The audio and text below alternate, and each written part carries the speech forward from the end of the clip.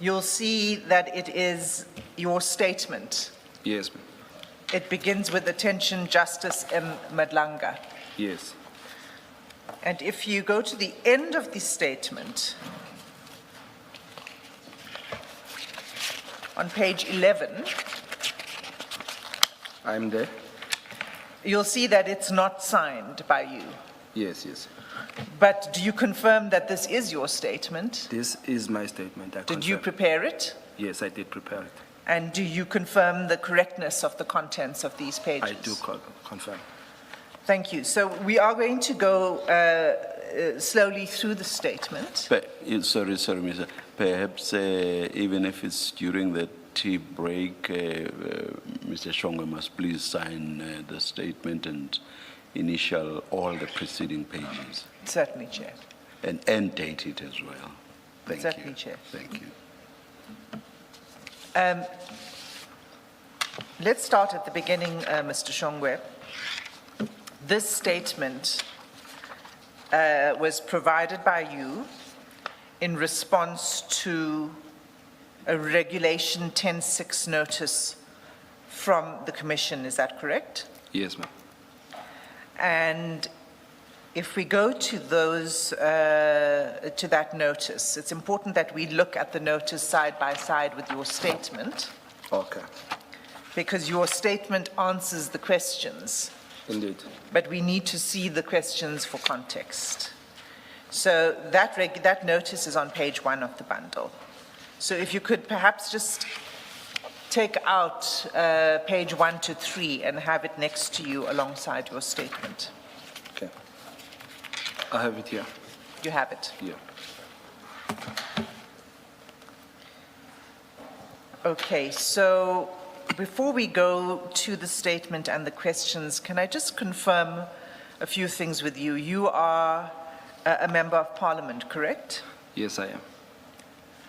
And you are a member of Parliament representing the MK Party. Deployed by MK Party. And you were also a member of the ad hoc committee Yes. that was set up in Parliament to probe the allegations that were made by General Nhlanhla Mkhwanazi. Yes, on I'm 6 an July. alternative member. Pardon me? I'm an alternative member. You're an alternative member? Yes. Were you present during the hearings and the sittings of the ad hoc committee? I was.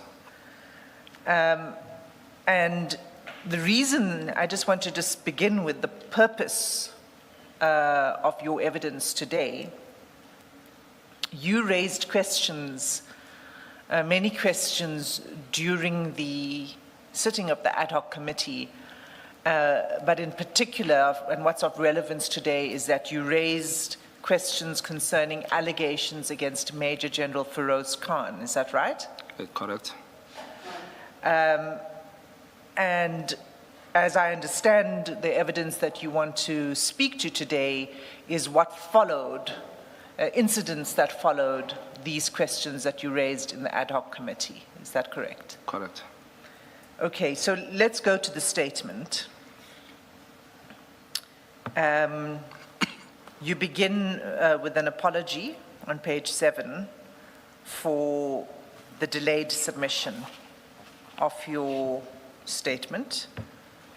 Yes. I don't know if you want to read that into the record or not. You may. I would like to read it on the record, if it's necessary. Okay. Firstly, I would like to also add on something. Commissioners, I'm known as Tulani. So you find people calling me Tulani. Sometimes you'll say Vusi and I won't respond to you because I'm known to this other name, Tulani. So just for the sake of that. I may begin by extending my sincere apologies for the delay or the delayed submission and response. Unfortunately, I missed the deadline on 2 occasions due to an exceptionally demanding workload and intense traveling commitments. And I take full responsibility for the oversight and regret any inconvenience which is maybe caused by me on delays that I've caused. You then go on to answer the questions Yes. in the statement. Now, before you read paragraph 2, and what I propose we do is we go through this slowly because there's some parts in which we may need you to expand on what you say. So before you read in to the record paragraph 2.1, the question that you are answering here is the following. Provide details of the investigative work that you allege to have been conducting in relation to Major General. The regulation refers to Lieutenant General, but that's an error. Okay. So I just want to correct that for the record. It's in relation, investigative work you have been conducting in relation to Major General Feroz Khan, and what prompted this investigative work. That's the first question that was posed to you in the notice. Yes, yes. Okay, you may read in to the record paragraph 2.1. Okay. Indaba inje, ma'am. On the 6th of July 2025, General Mkhwanazi convened a media briefing in which he addressed matters pertaining to developments within the South African police. Prior to this briefing, General Mkhwanazi had also appeared in the National Assembly in our committee, portfolio committee, which is a standard practice that we always do. Following the media briefing, an ad hoc committee was established in Parliament to examine these matters. In conducting its work, the committee relied upon the investigative material compiled by the police, as well as documents compiled by the witnesses' statements submitted by evidence leaders and whistleblowers. It is on this basis of this body of evidence that I drew my conclusion and established the connections reflected in my submissions. It should be noted that the ad hoc committee does not possess the extensive independent investigative resources and therefore necessarily relies on the material provided to it, applying analytic rigor to connect the relevant facts and evidence presented. What prompted my submission were the serious nature and gravity of the allegation leveled against General Khan. So it started there where, if you may notice them, commissioners, due to this apology, as I said, that I travel a lot and I drive myself, and you compile everything on your own. So I couldn't put everything as what prompted me. If I may, I would like to put it now on record that I'm going to be telling you exactly how I got to where I was. Because there's many factors that contribute to us focusing on this name, specifically me. On the early days of the ad hoc, we were given a chance where we submit names. And the procedure was, you'll only submit, and never, most cases we didn't submit supporting statements on why are you calling this name, or evidence, should I say. But at some stage it changed to say, you must then submit inkulumo thizeni ozoyifaka la to support this statement. At one stage, the name... Sorry, when you're talking about names, are you talking about names of people who you intended to be called as witnesses? Kunjalo, Mkhwanazi. Thank you. Uma sihlela, Commissioner, ukubiza labantu, it was then on a list, if you can check General Khan's name, comes from EFF, where they had a list of 18 people. On that day, the list was submitted. We submitted names like our President Ramaphosa, and the other names were Padiachi, Moodley, and the likes. But as we continue, at that time, when the name General Khan was mentioned, I had not focused on him. I was busy on the other names mentioned by General Mkhwanazi. But fast forward later, we have a meeting, a virtual meeting, it was on a Monday at night. Lana Corner, we discussed these names. Because of time that we were given and allocated to ad hoc, we then said, no, some of the names have to give a submission in writing. Some may come in and then we question and probe these things. But we had an argument when it comes to Igama Lagababu Khan on a later stage where now the other political parties, strongly so EFF by Honorable Malima, pushes back, there's no need to call Igama Laga General Khan.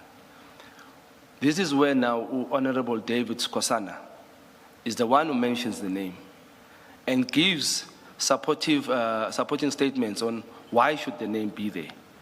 That drew my attention as well, because the level of business as members of MK in getting information, if I may divert a bit, we in the ad hoc, we are not the same as here, where you've got resources, where you have investigators, security and all that. We don't have such. We only have few support staff, secretary and few evidence leaders, and that's it. So any matter you bring on the table, it's up to you as a member of parliament that you get information.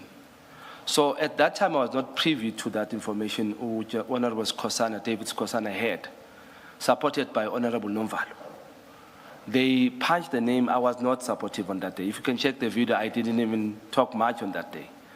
But the level of embarrassment that was pushed on our name, I must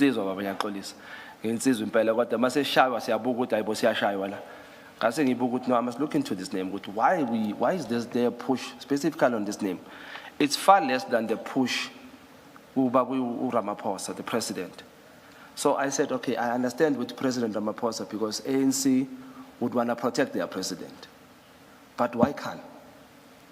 Then later, that's when I started looking at this thing. Then I get reminded when Ubabu Skosana gives me the gist of this thing. No, let me remind you what was Khan. And I recall what I knew the name. I knew the things that were spoken about because I grew up in the SAPS. I worked there. So I would hear certain stuff about the certain generals, and what do they do. So that started there. Uma ubheka the so-called Indian cabal. Angiyaxolisa if ngizoba a bit racist. I hope I'm not sounding racist in part. The Indian cabal is then a subject ekhulunywa ngayo ukuthi iyona egcwele ku-IDEC. Now, I notice ukuthi there's a certain relationship when I connect dots between Johnson, Padiachi, Khan. I also put in Paul O'Sullivan there. Brian, is it McKnight? Not mine. Brian, sorry, please remind me. I'm not sure who you refer The to. commissioner that had an accident when he was drunk. You are giving a terrible example, but I think you're probably talking about Mr. McBride. So those people, Mangba Bega Mhlonishwa. Ngicela ukusebenzisa isimageba Mhlonishwa isilungu sibuye singidelay ngoba kumele ngisicabange before ngizosikhuluma, but I'll mix around. So ngaleso sikhathi leso when you check those people abaku IDEC, to me it gave me ukuthi it's a situation where for you to work at IDEC I have to have something on you so that you'll perform my duties. That's how it looked in my space. Why do I get there? Khan, General Khan, has an assault case, la bekasebenza khona, ushaya officer, and the case is opened. That case of an assault, iyanyamalala for isikhashana, disappears. That case disappears for a while. Do you know when that was? I can't recall the time, but it was early years. It's one of the rumors that we got that Khan ushaye somebody then. Then there was that case. Was that in the subs? In the subs. But Hawks, if I'm not wrong, it was in the Hawks. But you yourself have not seen that No, it's document. remember, yes, as I say to you, in the artwork, we fully rely on what you get and how you get your information, mostly media and rumors, people talking. So those things, they need a person to sit here so that when you probe those questions, you then make facts into, is this allegation or facts? That's how we operate in our side. So when you look at that matter, it is when I'm asking Umama Winnie Mandela questions in the ad hoc. What's her real name? Mam Johnson. Sorry. I call it that. Mam Johnson, I ask a question, Yoguti. You are arresting Ubab Kumar, General Kumalo, for hiring a lady from BMW. But you yourself You were in a panel that interviewed your husband. Her response was, I was not in the panel. When my husband entered, I recused myself. Now in that panel, if there were 4, that means there will be 3 people in that panel. That's how she answers. She further says, I didn't know about this post. I asked Uguti Mam Johnson, it can't be true that you and your husband gets called for an interview and is not excited to tell his wife, today I got a call for an interview. It can't be. She says, no, Pella, that one she told me, and then he told me, and then it ended there. I'm like, okay, let's look at this matter forward. The husband gets caught there. He gets the post. Now, if 4 people are scoring each, the other people who came for the interview were scored by these 4 people. Let's do maths. Let's say they give them all 10. These 4 people. And then husband comes, scored by 3 people. How can the numbers surpass the numbers by 4? Didn't make sense to me. Later, there was a certain heat on this issue with her. She was in the interview. Now, General Khan in the intelligence, Gubane post evulegayo. The post is for a brigadier. Indoda kaMam Johnson applies lapha kwa Khan and gets the job later. The case of assault, where Johnson was supposed to look at that case, apparently or allegedly, the case disappears. And there's no findings till today on that case, where Umam Johnson apparently should have been the one sitting on that case. That thing got my mind to focus there, number 1. We thought, okay, there's a problem here. Is this is under a situation, or maybe I'm seeing it wrong? Khan needs to come and answer. We left it there. Unfortunately, sorry, yes. Is IDEC not concerned with corruption? What would its involvement have been Yes. in an assault case? At that time, Nami, this thing bothered me. When this was happening, who was where and where what was happening, who was employed at where space. But it is alleged that Mam Johnson was the one who was supposed to be handling this case. That this assault case. I don't know, I can't get the facts now. What was the reason? I'm saying why I got interested in this thing, because of the allegations that are coming and the way they are coming. And then I look at the fact that I don't have those facts, mind. Let me further probe into this thing. Okay, what's the relationship? Can I pause you there, Mr. Shongwe? Yes. You say that you posed questions to Ms. Andrea Johnson. She appeared before the ad hoc committee on the 6th of November 2025. Yes. And so, and are these the questions that you posed to her, including in relation to this assault case? Due to time, in the ad hoc I only have 10 minutes. And in that 10 minutes, I must get answers and questions.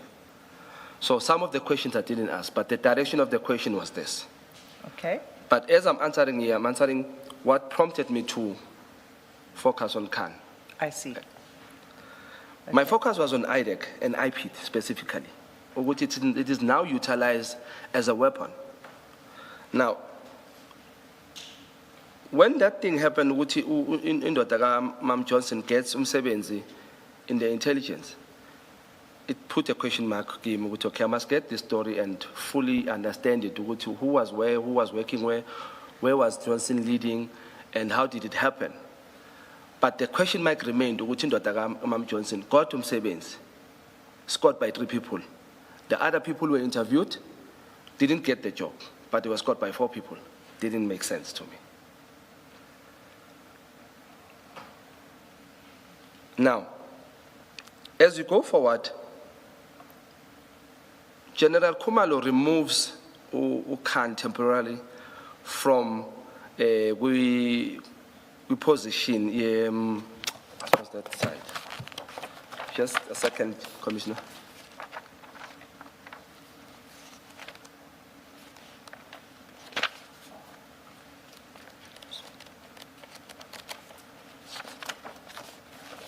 Okay, as I'm looking, Commissioner, if I may, General Kumalo removes General Khan in the office with intelligence space from Mbuyisela back to the post which was supporting.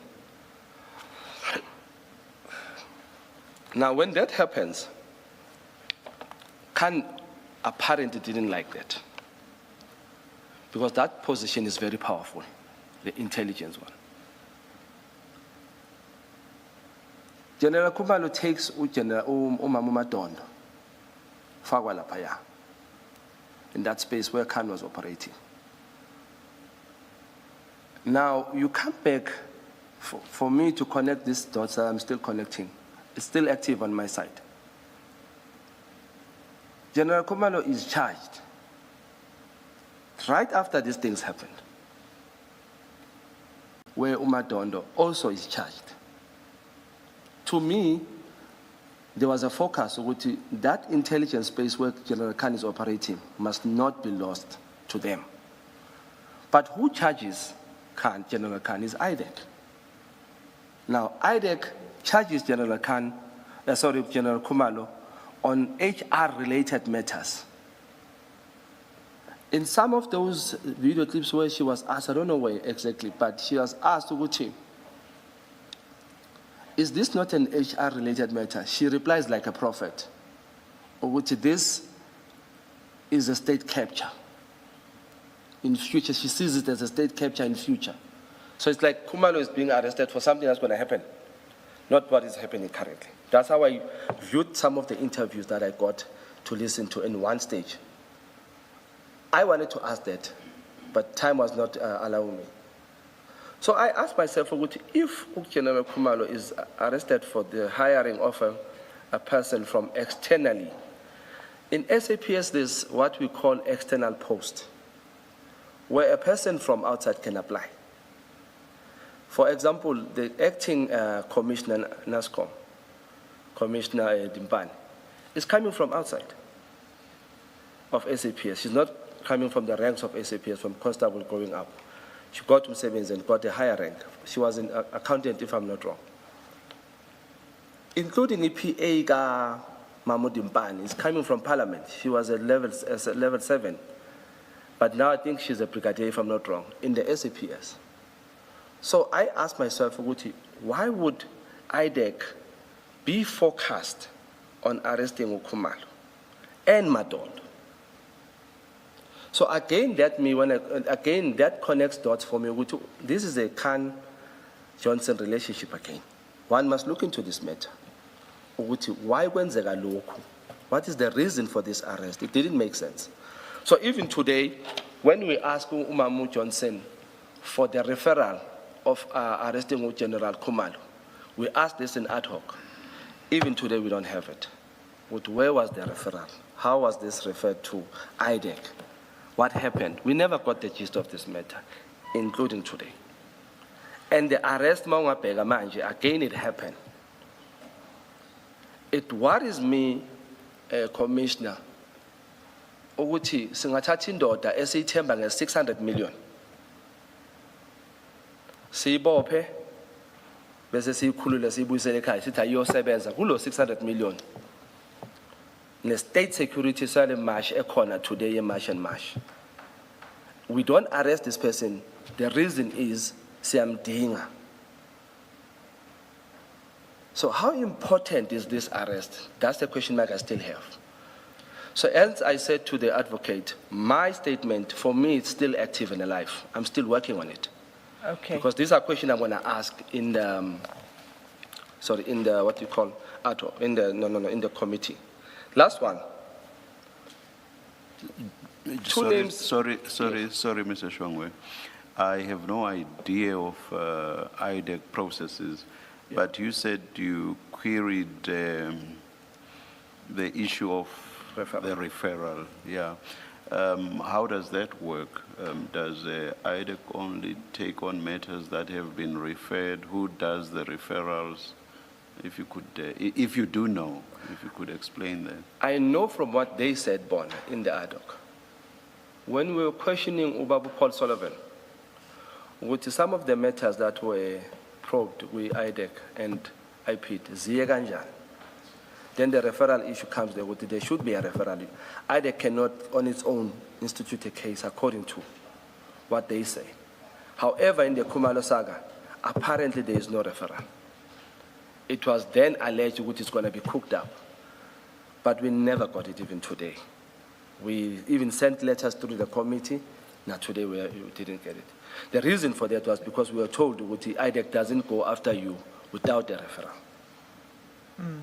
On something else, we had Mr. O'Sullivan here yesterday. Yes. And he disputed the fact that General Khumalo's arrest related only to HR matters. If I'm not mistaken, I think he pinned it down on alleged outright corruption. And that was the basis for the arrest. What would your comment be on that? Ngenhlanhla Commissioner ngumhlali wase South Africa. So information ngiyithola njengawo wonke umuntu wase South Africa. Thina sonke sazi ukuthi baba Khumalo uboshwele intombazana yase BMW. Abanye baze basola ukuthi intombi yakhe. Nayo leyo ndaba leyo safuna ukuyibheka ukuthi is it true now ukuthi intombazana icasheke ngendlela enga right. But because now we are focused on this one, we wanted to know ukuthi kwenzakalani. Why abantu abenze the very same issues about Khumalo azenzile bangekho arrested, but this one is arrested. And yet again, he's so important in the country that siyakubopha siyakukhulula sithi no, go work it with imali South Africa 600 million, go work with the businesses, because today if the match goes out of hand, Khumalo will be blamed. If the match is successfully guarded, Khumalo and the team will be given credit. So if that's the case, why then arrest this person, umbuyise, and trust them with such? It doesn't make sense still in a match. So it's one of those things. But I feel, hence I was, just to finish and close up this matter, then there's this guy, Sonal. There's a lot of social media that was there, which IDEC hires a warrant, a person who has a warrant of arrest. Can you just say the name again, and where is he from? Sonal. It was in IDEC. Okay. Yes. There is that on social media, it's all over before. Which IDEC hired this person who had a warrant of arrest. I later get to Guti, the docket was beat. The terms beat is glahleka docket, but ulahlama docket is be. So it was then termed Guti docket ilahlekile. That had the warrant. Now, this person is also at IDEC. There's this one, Padiachi, if you may remember. Sonal was the same guy, if I'm not wrong. There was a story of 65 guns that got lost at Pedi police station. And he recovered 2. He was deemed a hero for recovering these 2 guns in the dustbin. I still have questions. Naglahleki Pamezo 65, and then 63 is gone, 62 guns are found in the dustbin. What kind of a criminal will leave guns at dustbin? So lama phoyisa amaningi mphathwa mningi la udlala ngathi masubuka le story lezi no. Media was utilized to flatter amagama webantwini ukuthi sibathembe sibathande. So the characters of the people there gave me a problem. While I was in the ad hoc, a businessman writes to ad hoc and also claimed that he also sent here as well, because at that time I was also CC'd on my emails. Toshan, who claims Oguchi, Padiachi bagged his phone and General Kele's phone, and many people. There was a case about that. But Padiachi on that case, this case disappears, somebody's arrested and takes the fall, nothing happens to Padiachi and Motley. This person writes to us in the ad hoc. This case doesn't get space in the ad hoc. So this person comes again with emails with Mr. Shongwe, you guys are also letting us down and stuff like that. So I get to call this guy and understand, in fact, what is the problem actually? Then it explains to me, no. This person was an IDEC. This person was bugging our phones. And the bugging of phone includes General Khan in the intelligence. So then it worried me with General Khan is a business person, has a lot of money. His salary as SAPS in Ngani, you wouldn't stay there for unless you have the love of SAPS in that way. But when you look at this thing, you understand, okay, Khan is sitting in a strategical position where he gets to know what he to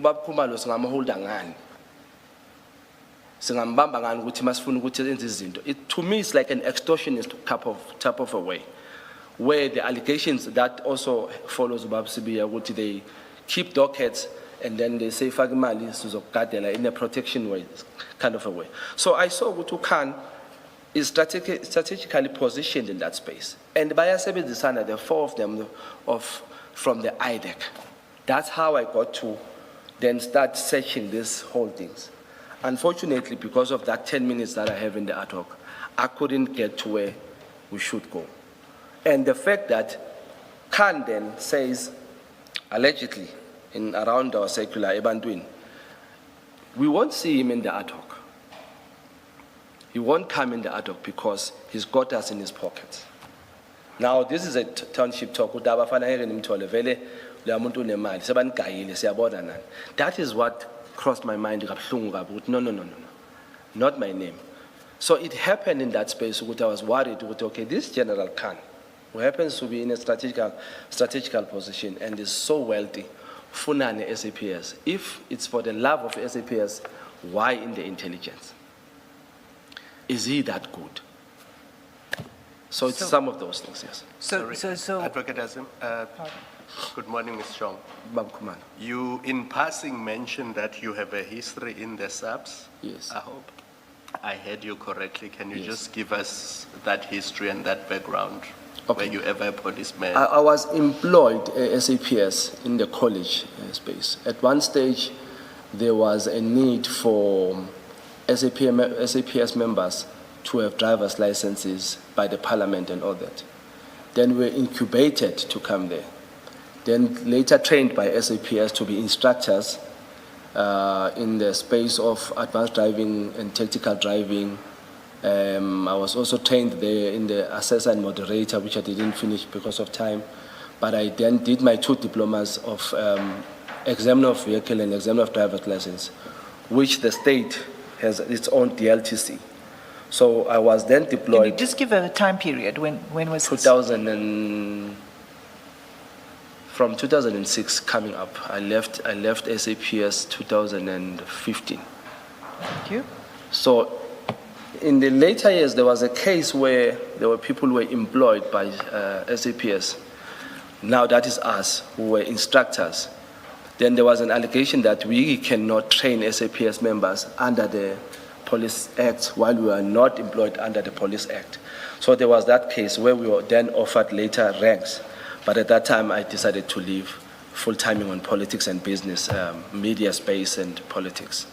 So you were in the SAPS for about 10 years, 2006 until 2015, more or so, yes, 2016. more so. And I've worked in most of these colleges, Bishop Levis, Benoni, and Pretoria West of Bay. And just out of interest, when you left, what was your rank? Or was it before they gave you ranks? The court had already pronounced on that we must get ranks from sergeant, warrants, going upwards. But that was the time I was exiting. So I never took rank. Yes. I just want to get back to your statement. You explained with reference to incidents and rumors and allegations why you became interested in investigating Major General Khan. Yes. In your statement, you give further reasons, and you say there are 4 incidents that you've cited here, in addition to what you've now expanded on in your evidence today. So if we could return to your statement, and it's at the bottom of page 7. Yes. And if you could just read out those last 4 allegations that you say were also part of what prompted your investigation. The first one was the Araton drug saga. where General Mkhwanazi clears General Khan and deems him a hero, which I still disagree with Babu Mkhwanazi. And then the second one, the alleged cover-ups relating to the murder of the makeup artist, which is on social. The second one is, the third one is the alleged cover-up relating to the murder of medical doctor, which is also in the social and around the corridors. And then the fourth one is the alleged cover-up of matters pertaining to cigarette smuggling cases. Okay. Now, just pause there for a moment. If you go to page 44 of your bundle. 44. Is this on my statement? No. Okay. This is, I got it. it's page 44. It's an extract from Yes. the ad hoc committee meeting of the 5th of March, 2026. Okay, it starts at page 44, but the relevant part is on page 45. And this is during the evidence of and the questioning of Mr. Paul O'Sullivan. And you'll see halfway down the page is a question that you pose to him. Yes. It starts, if your life is in danger. Okay? Perhaps you should just read out that paragraph because it corresponds with your 4 allegations. Is this on page 45? Page 45. This is, Okay. do you see it? I see it. It's just that one paragraph. Yes. I said the reading from here. My life is in danger. How would you go to a house of a person you do not know? Tell me this. Is it fine? Let us leave it, okay? This is Tabanala, okay? Remember this one? And I say to him, this is to Paul O'Sullivan, you are lying. Tell me this. A facial makeup artist is shot dead, allegedly by her boyfriend, and a policeman covers up the story. Allegedly, right? Keep that in mind. 1. 2, drugs worth 300 million get stolen and lost. A case alleges that a person who is a police officer is involved in that case and the case gets withdrawn. That is number 2. A father loses his son in hospital when a doctor was operating on that son.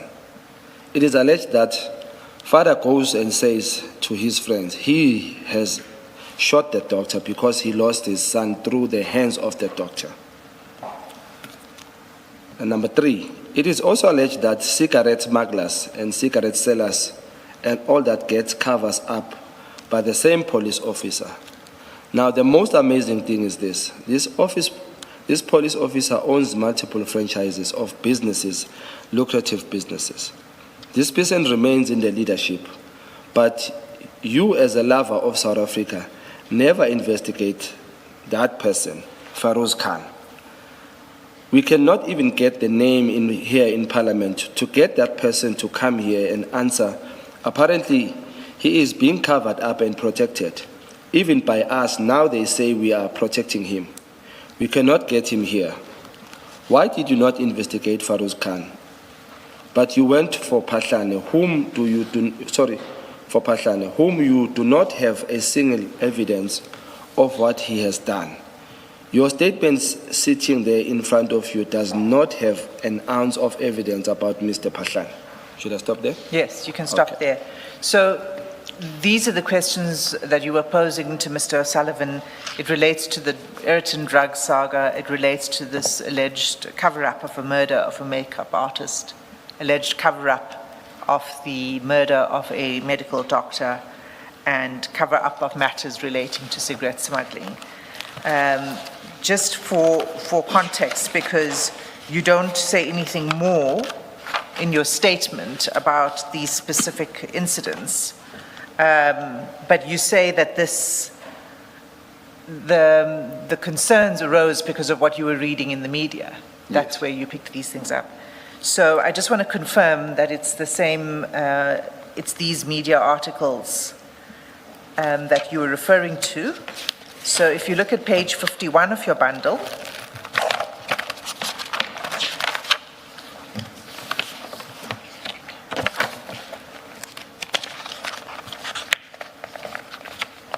Yes, I'm there. You'll see there's a news report which is headed Makeup Artist and Influencer, 39 found dead in her bedroom under mysterious circumstances. And there's a picture of the person. You see that? Yes. Is this the story that you are referring to? This is one of the stories. It's one of the stories? Yes. Okay. And then there's a second news report in the bundle, and that you'll find at page 47. 47.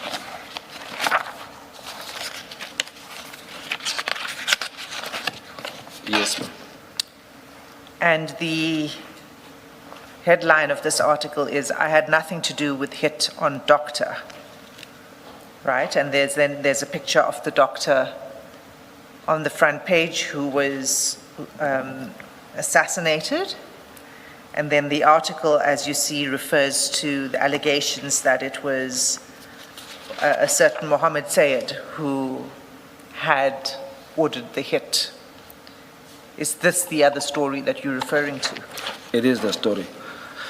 It is the story.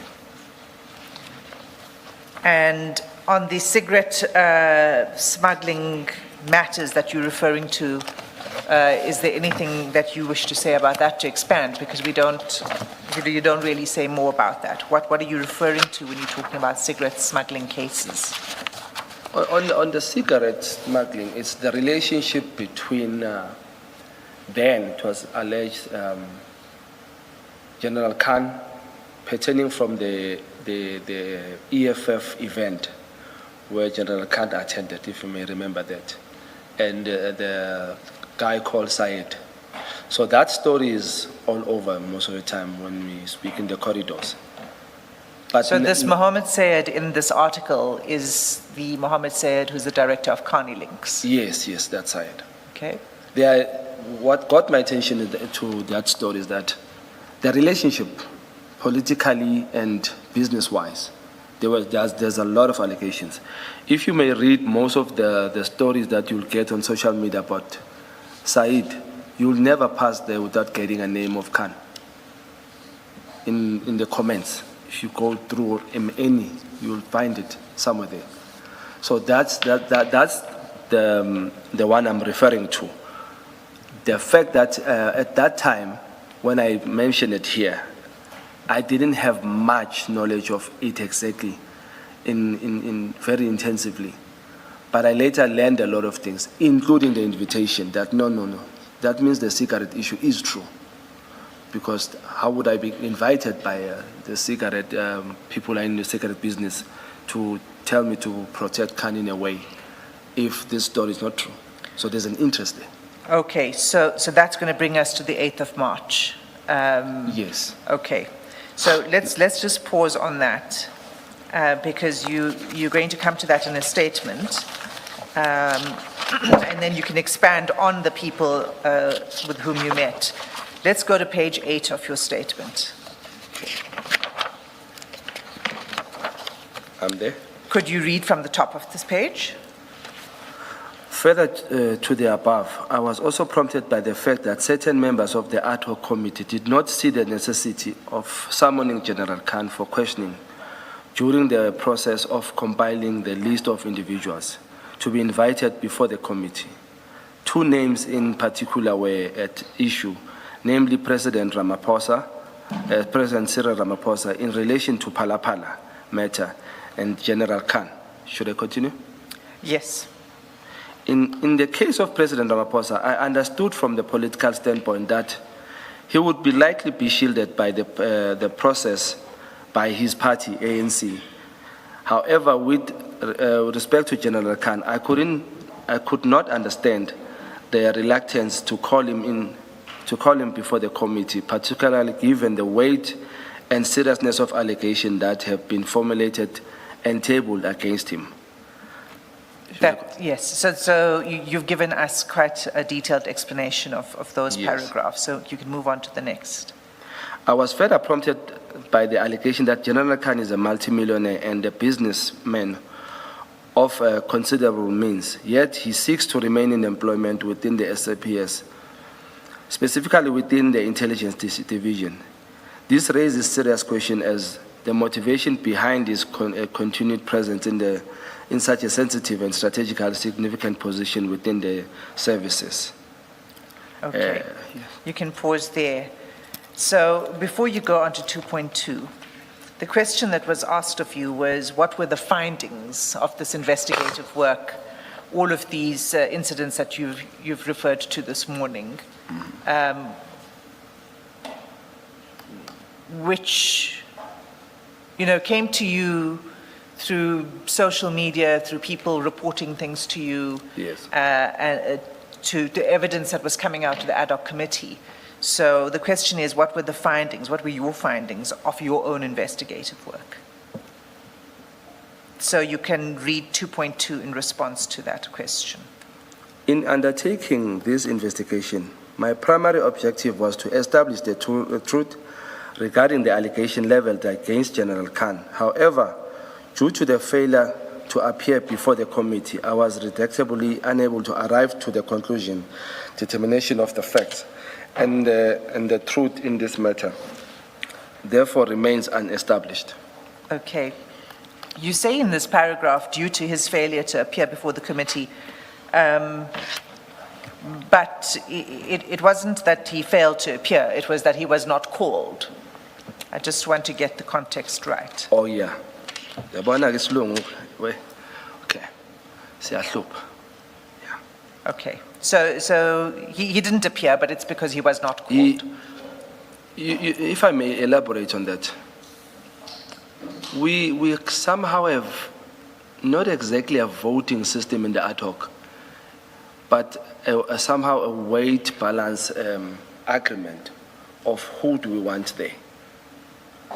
Now, on that day, if you can add MKP numbers with DA and ANC, we would outnumber other parties and get General Khan in that seat.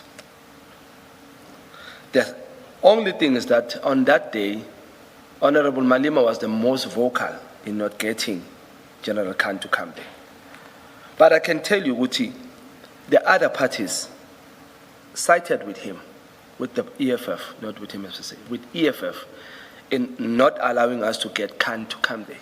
Okay. Yes. So the upshot of all of that was that he was not called. Yes. All right, thanks. Now we get to the crux of your statement in 2.3. And I just want to take you to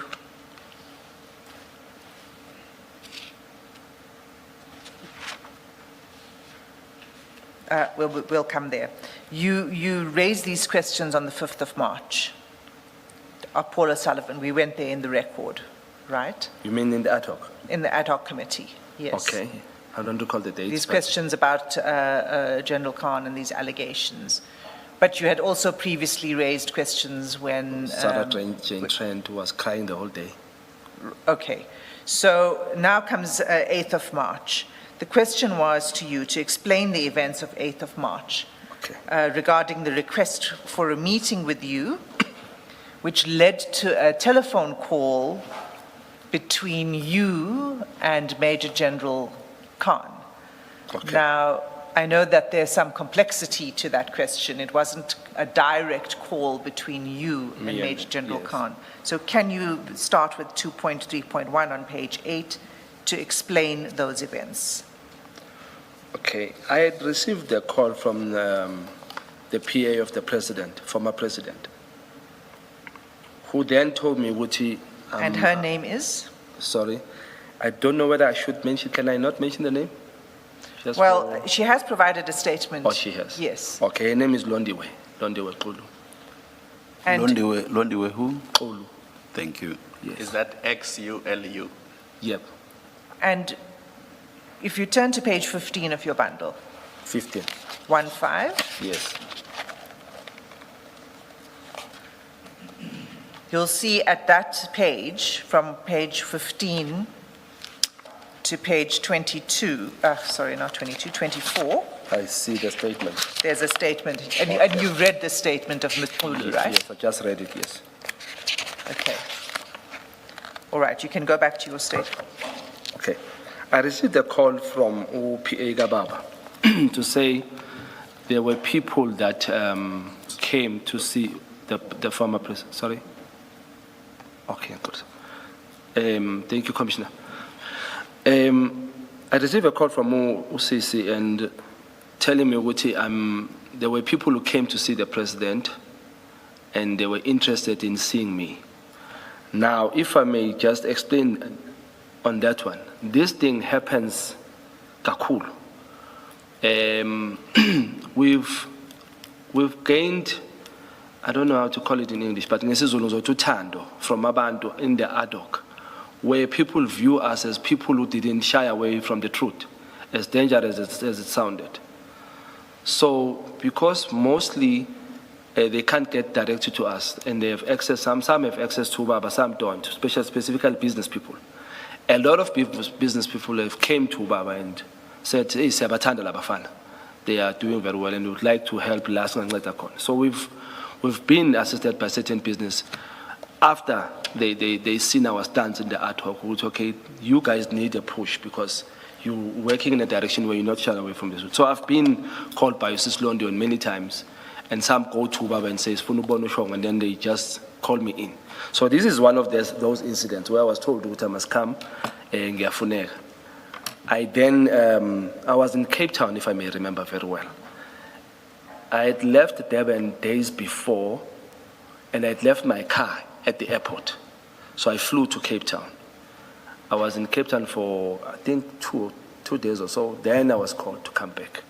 So then I flew to Durban for this one. Okay, and to be clear, that the request for you to go to Durban was the call you received from the former President Zuma's PA? Yes. Requesting you to come to Durban? Yes. Okay. But who made the request for the meeting that took place on the 8th of March? Because the meeting was not going to be with President Zuma, No. right? I will explain later that part of President Zuma in the meeting, because I later find out that he was not even aware himself why I'm going there. But the call was made by Sislondiwe to me, Right. saying that there's two gentlemen that came and they had requested to see me. They also requested Gubaba to see me. She's the one who told me to come, and then I went. Okay. Yes. And then in 2.3.2, you explain who the two gentlemen are. Yes. And who are they? It was Yusuf Gachi and Imran. I don't know in Imran's surname.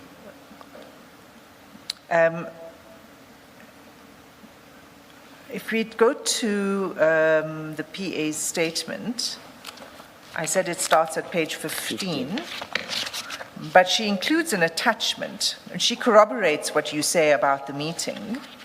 Yes. Just to try to establish the surname of the gentleman you refer to. She doesn't refer to the surname in her statement, but if you look at page 35, it's in her annexes. She annexed WhatsApp conversations between her and the two individuals. You Okay. mean on her WhatsApps? 'Cause I see- Her own WhatsApp Yes, okay, communications. I see It that. starts at page 33. Yes, yes. So you'll see there it's a conversation between her and Mr. Yusuf Kaji. And in fact, that begins on the 6th of March. Okay. Yeah, I see Right. the WhatsApps here.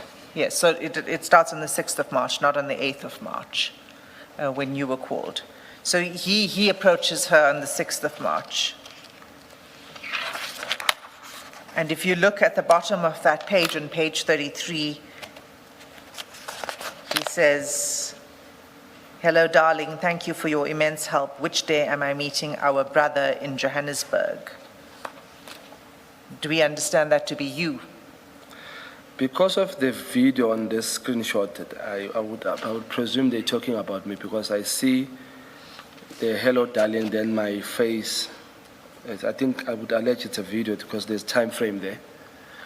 And then because of this, I think it's me. Okay. Have you seen that video clip? Do you know what this video clip is about? I've seen a couple of videos of me, but this one, if I may recall, I think I was questioning Mr. Paul O'Sullivan, but on her phone, I didn't know she had this video. Okay. And then if you look at page 35,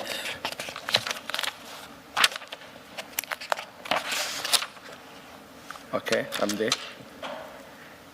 it's the copy of an extract of the WhatsApp conversation between her and a gentleman named, well, she has him saved as follows, Imran C.K. Barber. Do you know whether, does that ring a bell? Is that his surname or do you know? No, I don't know. It's first time here seeing this Imran Baba, but I think, if I may just think at the top of my head, I would say maybe it's a reference, Imran for Baba or Imran Baba. I don't know whether it's a surname. It might be a surname because in Indian people it's also a surname. So I'm Yes. not sure. But I've never, when the guy introduced himself to me, he never said his name. It's never- only Kachi that said his name to me. Okay. Yes. Just before we leave this page, you'll see it's dated 8 March 2026. Okay? Okay. And Which is the day? at 10:32 in the morning, she says, "Morning, Imran, he will be landing at 11:40 a.m." Is that the time at which you were due to land? I think that's the time I had given her that I'll be landing, but I didn't land at that time. I landed far later than that. Okay, we'll Yes. come back to that. Were you delayed? I was delayed. Okay. And then the next message says, "Please share address so we can come straight to you when he gets to town." Do you see that? On page, which It's page? still on page 35. 35. Yes, I see. And then he shares an address. Yes. And the address is an address of a place called DRK Tactical, 207 Montpelier Road. Is that where you had your meeting? This is where I had the meeting, and I confirmed this because I had checked my, unfortunately when I got there, my phone was off, but my tablet was on. So when you check your timeline, it tells you exactly where you were. It gives me exactly this address. And when I check the pictures that comes on the Google, it's exactly the house I was at. Okay. Let's get back to your statement.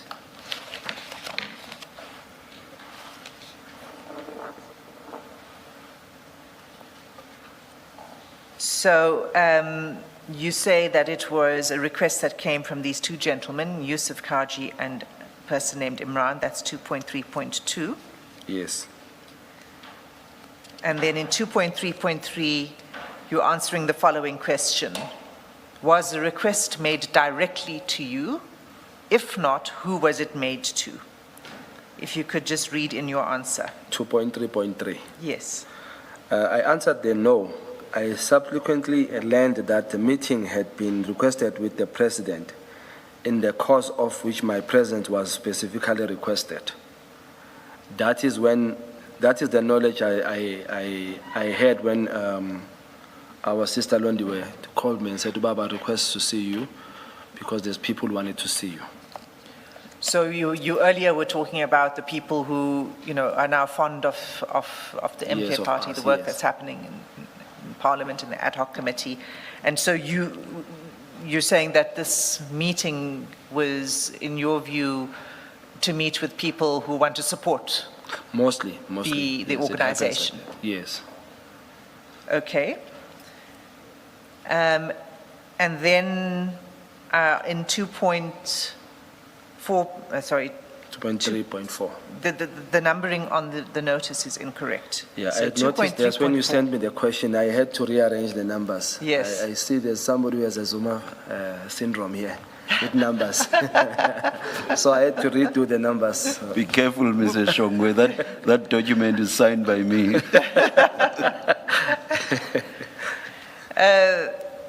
So you've fixed it, fortunately. You don't suffer from the same syndrome. So May it was you clap hands 2.3.3. for me for that, such a wonderful job, please. Thank you. 2.3.3, the question was, sorry, 2.3.4, how was it relayed to you, right? How was the request relayed to you? So you can now turn to your answer at 2.3.4. 2.3.4. What was the question again? Page 8 of your statement. Yes, but the question? It was, how was the request for the meeting relayed to you? Okay. I think I replied that on 2.3.3. Because when I see 2.4, I'm answering something different there. Because I'm answering upon my arrival in Durban. I was somewhat delayed and... Yeah, I think that Yeah. it merges the two questions. Yeah, so before. 2.3, So if you could I just read answered that. 2.3.4. I must read 2.3.4. Yes. Okay. Upon my arrival in Durban, I was somewhat delayed and the president had already attended to other commitments. I then had a conversation with Ms. Londiwe, who informed me that two individuals were present requesting to see the president and had specifically asked to, I'm telling the page, meet with me. I asked her whether she knew who these individuals were and and the reason for their request. She indicated that she was aware of their identities, but not the purpose of their visit. Through Ms. Londiwe, we then contacted these individuals to advise them that I had arrived in Durban and I was on my way to meet them. Okay. So she relayed this to you. Yes. And you say that she was aware of their identity. So these are individuals that she'd met with before. According to my assumption at that time, she knows them. Yes. Okay. But she didn't know why The they wanted to meeting. meet with you in particular. Yeah, in most cases, what happens, she only arranges meeting and she's never part of the meeting. She will like walk you in, close the door, you have a meeting, and then some people would then, either if they don't get to Baba, they would then tell her, we need to see Ushong. We are here to ask Baba to give us permission to see Ushong. Remember, with President Omar, it's a freeway. Everybody is welcome. So people usually will go there so that even if I want to say no, I can't say no. Because they've already asked the president. Now it comes as an instruction with, hey, Ambo Bonalabantu. Okay. Yeah. But to be clear, you had never met these people before? No, never. Yourself? Never. All right. So 2.3.5, the question is where the meeting took place, if you could continue. Yes. The meeting took place at 207 Multipliers Road, Morningside, Durban, 4001 at the DRK Tactical Premises, which is their offices. This is their offices? Yes, they said And so. at what time was this meeting? I'll check on my time, but it was like 13 something on my, it says on my timeline when I arrived there. If you can check on page 42 on the bundle. Where is it? 14. You're talking about the vehicle trackers, Yes, it gives exact time. page 43. Yes, 42. It Page says 43. 13, DRK Tactical. it's 43, Commissioner. Page 43, yes. Yes, it's 1313, and I was there until 1353. That's when I arrived there. Shongwe, what is DRK? Is it a security company? It's a security company, yes. Thank you. But I think there's a whole lot more what they do there, because it's when you get there, you see more of security related stuff, like the cars that were out there were security cars written in security markings. But the office doesn't have anything that says security. It says tactical only. Thank you. So just to be clear, you arrived at 13:13 in the afternoon and you left at 13:53. Yes, Okay, so you were there for about 40 minutes in total. if I may say so. So who attended the meeting with you? Ngahamba no mama uLondiwe. Okay. Yeah. And then who did you meet with? And that's at 2.3.7. Ngadibana no. Okay. At 3.7, can I read it as it is there? Or you want me to You explain can it to you? read the paragraph Oh, I and then can- you can expand on it. Okay. Let me start maybe by expanding. When we got there, at the gate, there was one security guy who was inside, wearing a bit darker clothes, bluish kind of. And that's the guy that opened for us. And then I drove in, and I didn't drive in the straight on. I just reversed in the yard. Can I that- just pause for a moment? You said Yes. there was a security Yes, official in the yard. who Opened the who gate. granted you access? Yes. And was he the only security officer there, or were there others? At that time, it was only him. Only him, In the okay. front. All when right, we entered. continue. So I drove in reverse, and then while I was parking my car, a gentleman with glasses, tiny in body, short, flat beard, came wearing glasses, came smiling and introduced himself to me, greeting and introduced himself as Imran as I exited my car. He said his name is Imran. Then I also told him my name. So then it was like, oh, I know you, my brother, stuff like that. Yeah. Okay. And then if you can just say, if you take it from we were escorted. Okay. We're then taken into the boardroom, which was furnished with 4 chairs on No, each side. let's just go up a little bit, sorry. Okay. It's the third line. It starts, we were escorted onto the premises. Just take it from there. The deadline, he introduced himself. Okay, we were escorted into the premises, and as we entered, we passed at the reception desk bearing the signage that read DRK. Now, I didn't write here in my statement that those alphabets, they were very big, but they were 3D type of signage with lights. There was white, red, and white. So those alphabets, I think R was in red. Then the 2 other alphabets were white. As we entered, it was like a desk like this one. Then it's somewhere here. Then we were escorted into the left of that receptionist, where the next room is their boardroom. And then we got there, the Imran gave us seats. Now, we were sitting in a table, if I'm not wrong, the table might be from this corner, maybe to the end there of this, it's very long, but the width of it is not that much. It's maybe like a 1.5 or so. So it was a narrow Yes, but this very side is- long boardroom Yeah, table. narrow and long at this side. So Okay. Imran sits on my left on the far end. Londiwe sits just slightly opposite me here. And then while we were sitting there, Imran advises us that we are waiting for one gentleman who's going to come. And then we're then waiting for that person. So, may I continue?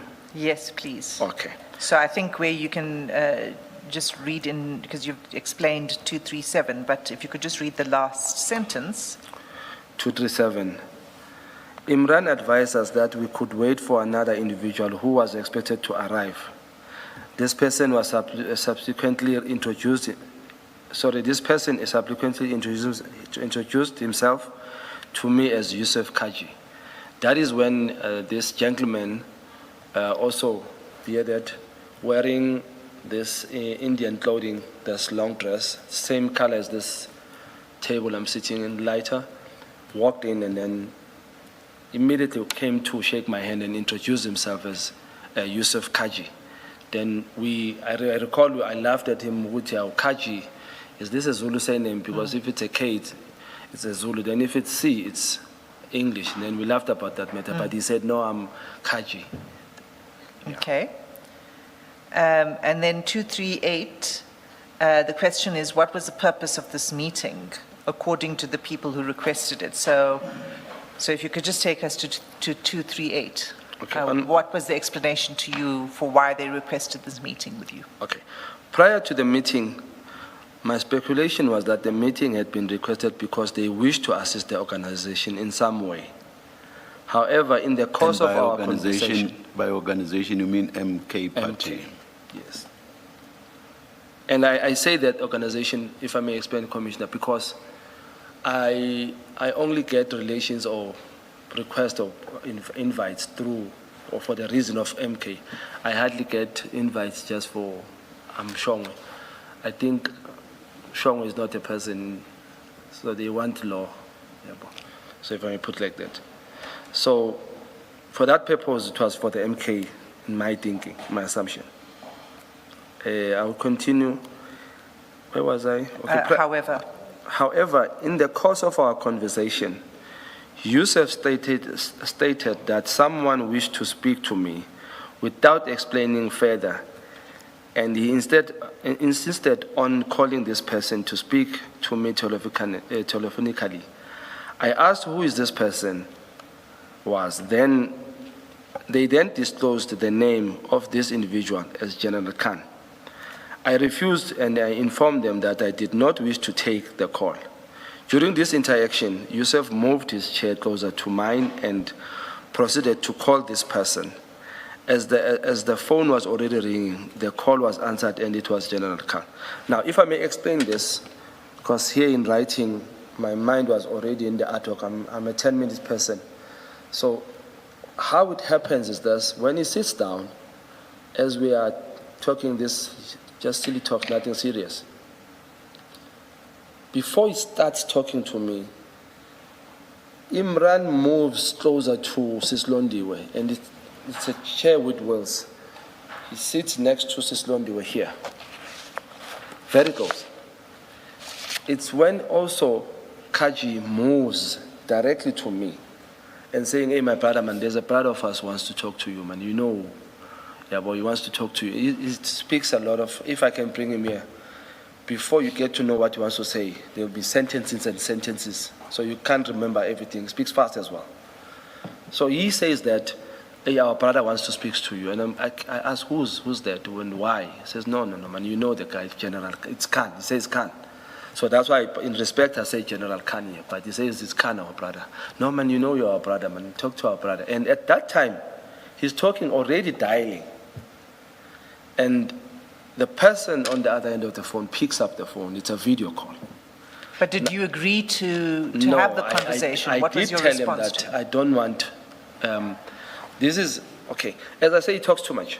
While he was calling, I'm telling him, no, don't call. We can either make other ways and talk if there is a way. But I don't want a phone call. And I tell him that I don't like phone calls. He then explains to me, "Don't worry, brother. We will help you with the phones. If you are scared of phone calls and anything, don't worry. We will help with your phone. Your phone will be tracking somewhere when you're making a phone call." All this nonsense he speaks while acting on this thing. "We'll work on your phone. Don't worry about this. You must give us your phone." Then the phone is already ringing at that time. So at that time, he takes the phone and turns it towards me. The phone was answered exactly when he turned it. And it was then when I saw this face that, no, I know this face on pictures, exactly as he looks now. So it was a video call. It was a video call. Okay. And the angle of the video call is from the right-hand side of his face. Not directly in the front, but on the side of this side. Then the guy on the phone greets me, "Hey, brother, how are you?" Speaking calmly. "Brother, how are you?" And then I replied, "Hey, I'm okay, how are you?" He says, "No, brother, man, what are you doing?" Just do this for our transcription. Yes. The person who's greeting you, that's General Khan. That's now. General Khan. Okay. Yes. Sorry. I'm feeling a Julius Mkwana's syndrome here. I don't know. And I've also done the yes thing now. It comes it comes with that seat. Yeah, it's a yes. So yes. you greeted. I greet him, and he greets back. He greets me, and I greet back. But immediately starts talking. But this one, Even while Kaji, no. Even while General And I Khan is never speaking, stopped. he was. Some of the things he said I don't even recall, but he never stopped. So he has the phone in his hand, and then Khan speaks. At the time when Khan speaks, he starts saying, "Brother, what are you doing? Why are you doing this to me?" The conversation was in that line. Why are you doing this to me? And what did I do to you? And I replied, no, I'm not, you did nothing to me. In fact, But what was he referring to when he says, why? are I you knew doing this what he to was me? referring to. That's why I didn't bother to ask. I knew already what he was referring to. Because now this is happening very fast. And I can't really focus on my daughter. Okay, what is really happening here? And how should I tackle this? But I decided, let me push in and then just finish this thing and move away from it. So I said, no, I'm doing nothing to you. I was referencing you, your name in this thing. I'm not looking for you. You even know that we won't call you on the ad hoc. You are voted out that you won't come. So it was just a matter of me referencing. No, but you are killing me. Then he touches his neck, you are suffocating me. And his eyes are now turning red. If I may say, he was crying. But I just decided to, let me look at this and understand what is really happening here. He was wearing a shirt this color. He looks down and he looks at me in the phone, and then he never looks. He speaks very. Sorry, is that what, light blue? What color is that? I would say baby blue. Oh, thank you. I'm not good with colors, but ngiyazama. Very light blue.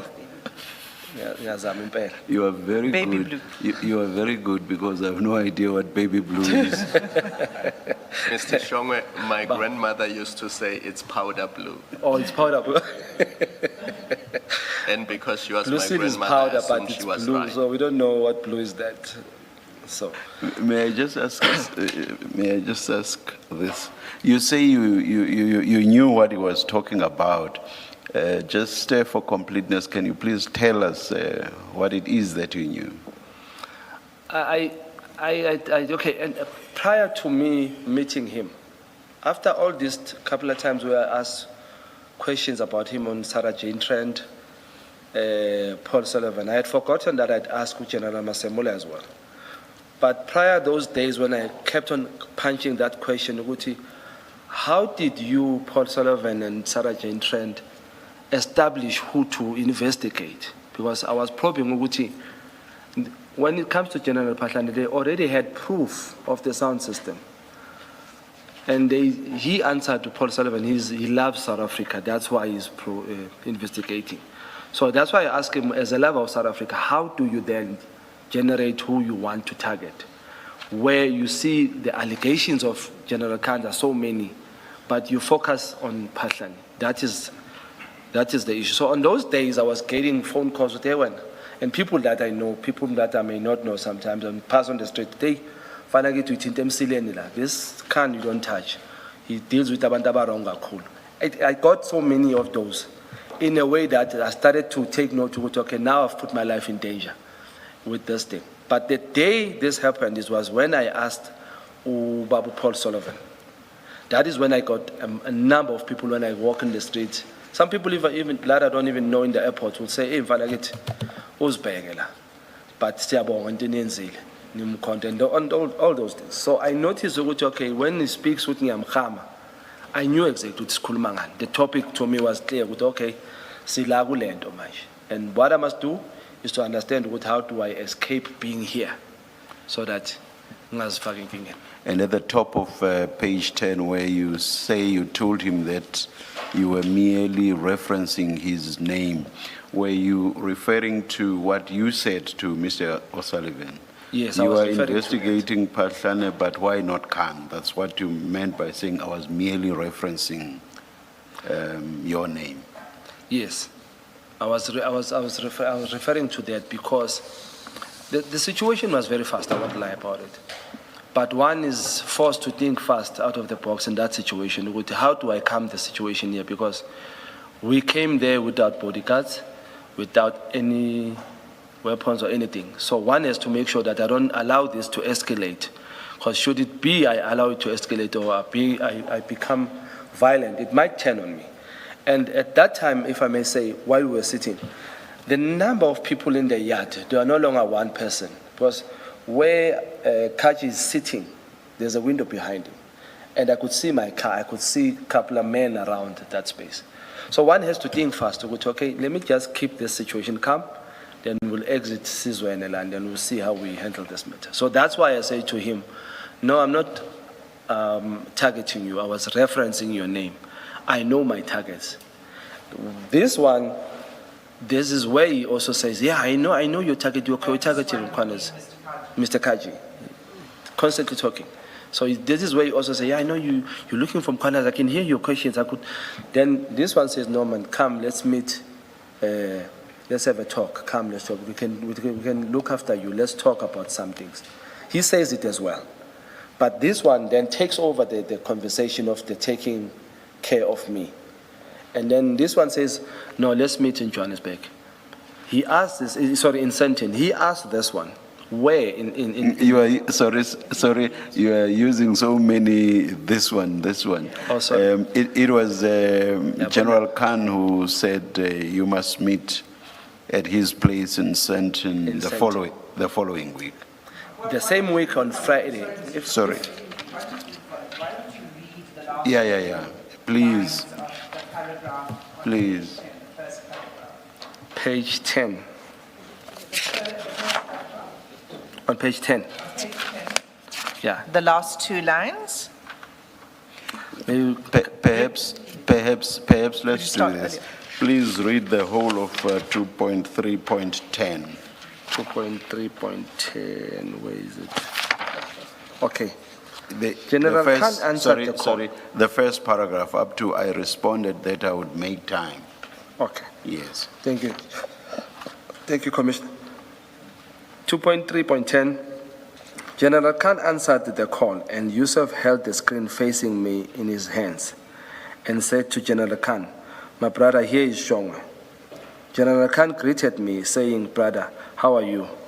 I replied that I was okay and asked how he was. He then said, what is wrong, bro? What did I do to you? You are suffocating me. While saying this, he placed his hands on his neck and his eyes appeared red. As if he had been crying, I replied that I was not doing anything to him, that I was merely referencing his name, and that he was not my focus then. And then he then said, what do you want? We can look after you. Come meet me at my place in Sandton next week, Friday, if you are available. If you are available. I responded that I would make time. Yeah, sorry for that. So it was General Khan who invited you to meet him In Sandton. at his place in Sandton. Yes, And he invited you for the week after this meeting. yes. And you said you would do so, right? I agreed that I will come. Okay. Can you read the next paragraph? I quickly want to check something. Yeah, it was there. While we were still conversing, Yusuf turned the phone to face himself and asked, where in Sandton? General Khan responded, in the apartment. Yusuf then ended the call and continued speaking to me, remaining close to me. He said, stop this. You are our brother and we can really take care of you. There is a security tender at Checkers worth 2.2 million every month, and we can give it to you. I replied that I do not operate in that manner. He insisted that he could arrange 10 bar in cash for me, and I said it was fine, that we can talk up on Friday. Okay. So this second part of the conversation, an offer of a tender, what did he mean? Did he mean that, are you in the security business? So why would he offer you a security tender? Let me put it how I perceived it. Because prior, when we were talking, and he's talking too much on the issue of phone, there was an instance in this talking where he asked for my number, Yusuf Kaji. And I constantly said, no, I don't want you to have my number.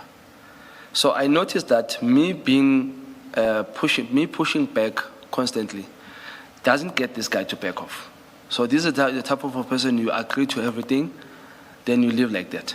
This is what I started deciding to, okay, let me work on this, because now he says, you give me the tender of 2 million of security. And I said, no, I don't operate like that.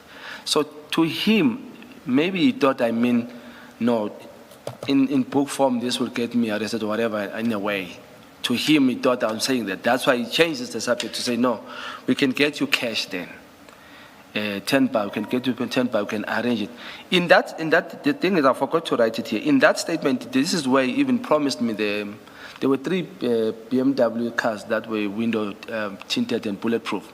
He then promised me, would we even give you this car? Where were those where were in those the yard, parked next to my bike. In the yard, okay. Yes, in the yard. So he pointed at them? Pointed at them.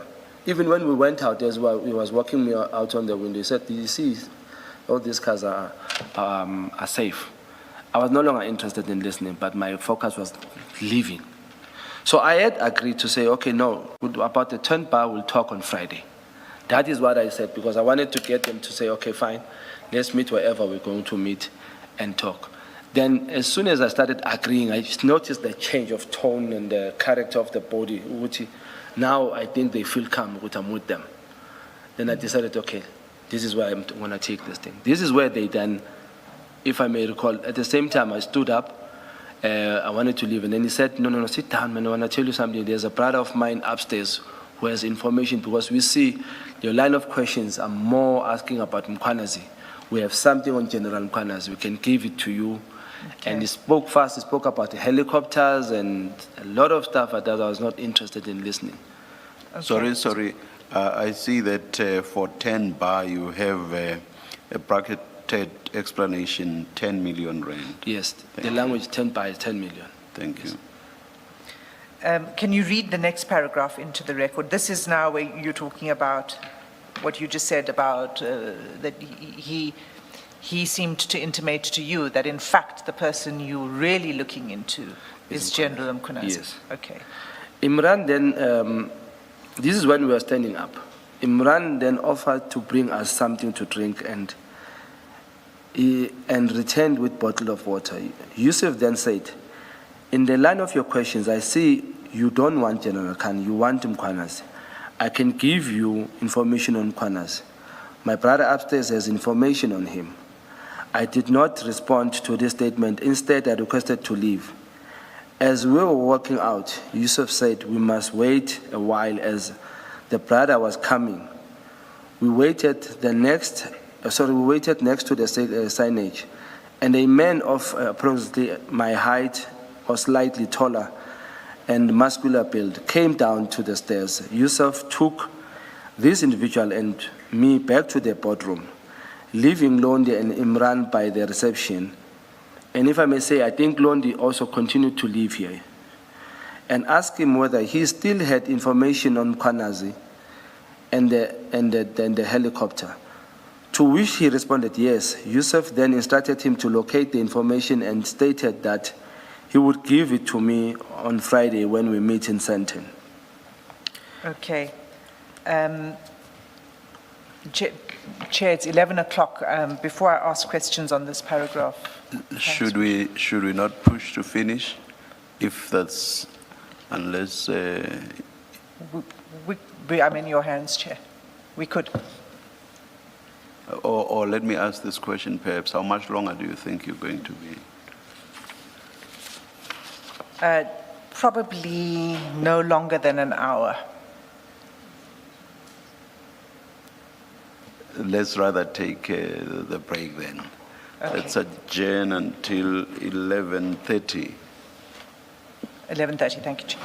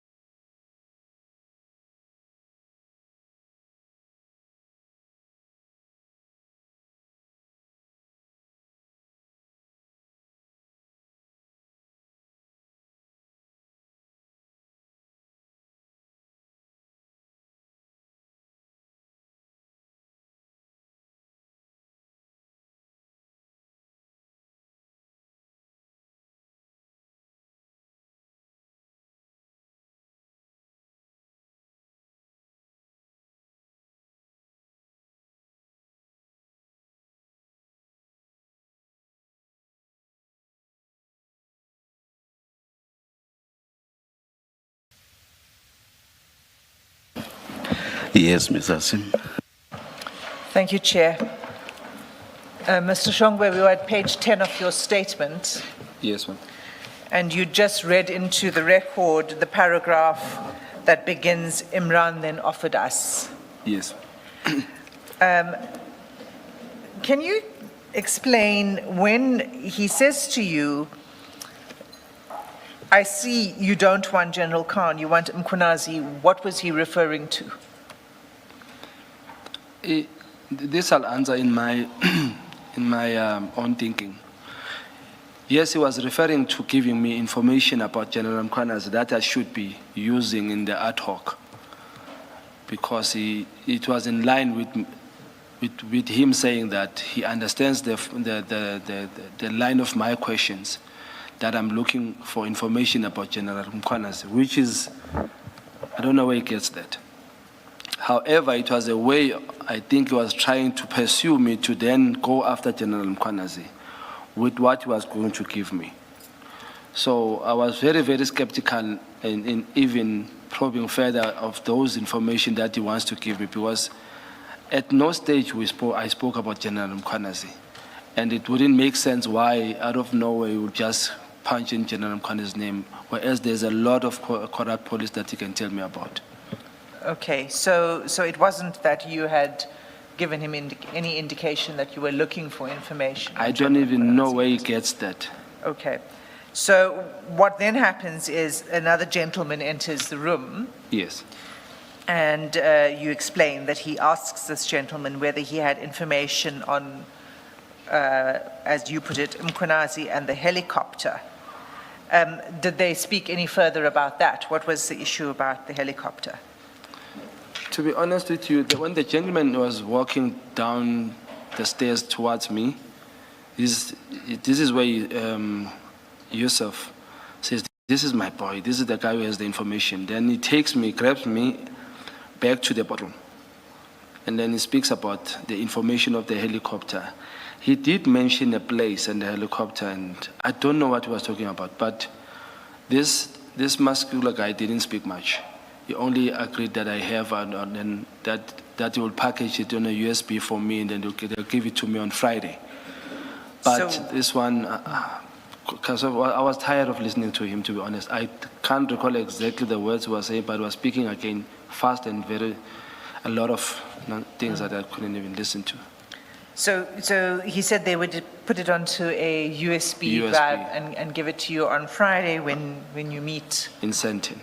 So the idea was when you meet with General Khan, that they would When I provide. meet, yes. The idea of the meeting was going to meet, I was supposed to meet Imran, Yusuf, and Khan. That's how the meeting was going to be on that Friday, had I went to that meeting. I see. So it wasn't just going to be you and General Khan? No. Okay. Can you read the next paragraph? Okay. I see in the next paragraph I mistyped. I wanted to say it is worth mentioning. So I said it is worth nothing. Can I correct that? It says it's worth noting. Oh, okay. No, in my, this No, one. you were right the first There time is when the you new wrote one. this. Okay, Yeah. this side. Okay. It is worth noting that Yusuf requested my contact details, which I refused to provide.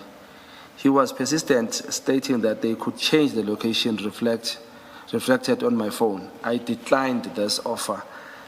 It may also be important to note that my phone remained in the car throughout the meeting, as I was apprehensive that it could be hacked.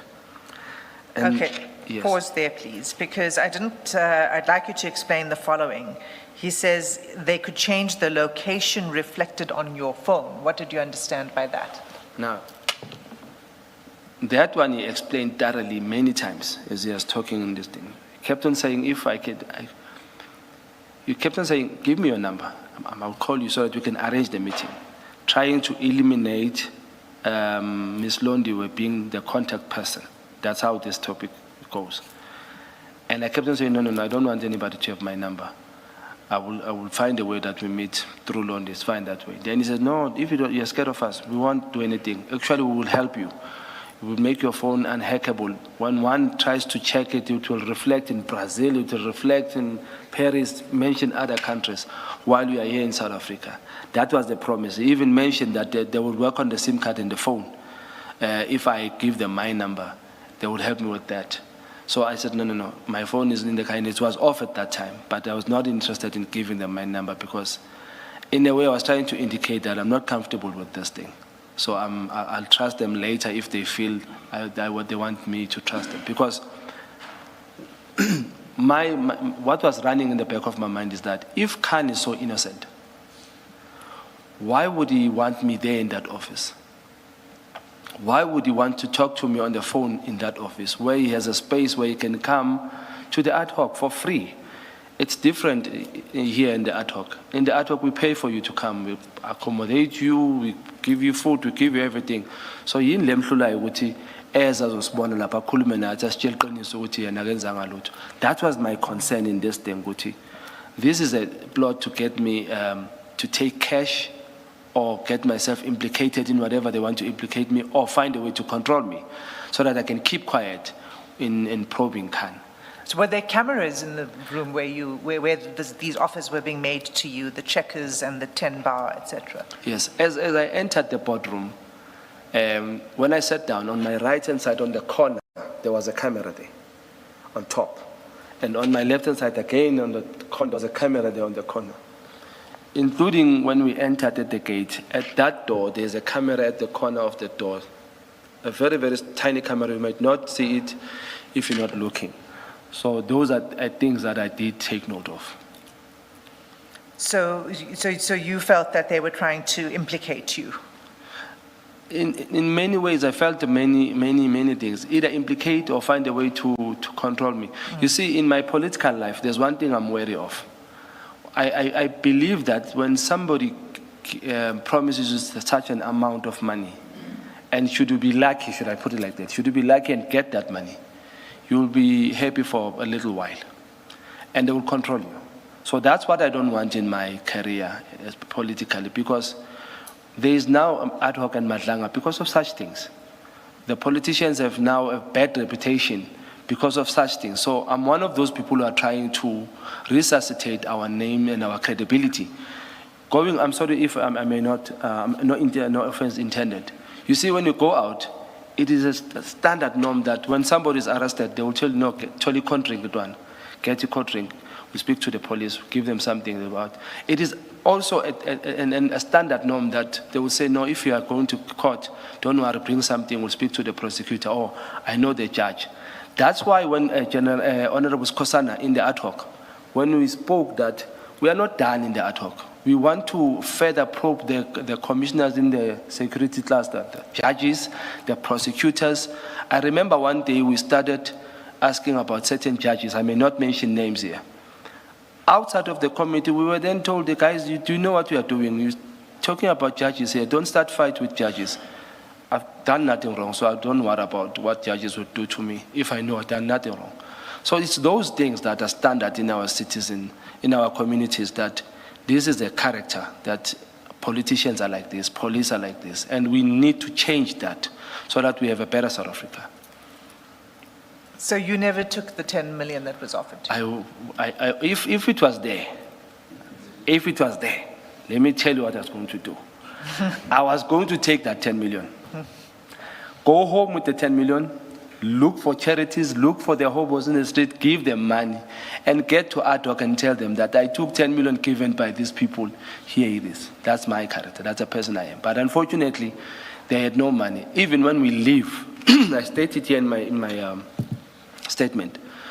This Imran guy says, no, Shongo, don't worry. I see you're not quite happy. You get your chocolate when you get to Johannesburg. When I land at the airport, we'll meet at the airport. I'll give you a chocolate. Talks in that line. I was like, no, don't worry. I'll take my chocolate in Joburg. So I was going to take it and make sure that I expose it.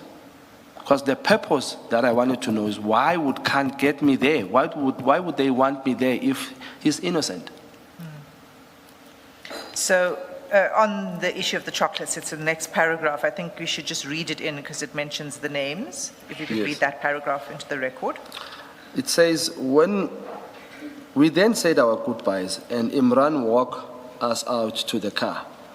Before I entered the vehicle, Imran said, I don't have anything now, but I will give you your chocolates on Friday when we meet. That's the promise. Okay. The next paragraph, 2, 3, 11, you've already dealt with. It was a question about who was present in the meeting, but you've dealt with that. Yes, Can we go to 2312 on the next page? yes. And the question here was, what were the outcomes of this meeting then? You know, what happened after this discussion that took place in the boardroom in Durban? So can you begin by reading 2312 into the record? The outcome was that we will meet at his apartment in Sandton, meaning General Khan, on Friday, and Imran will bring me my chocolates and information on General Mkwanasi. That was the promise. I had promised them, if you may refer back, that I would come to the meeting, which was planned to be in Sandton, in the apartment, where I can recall, as Yusuf asked General Khan, where would the meeting be, in the house or, and then he said in the apartment.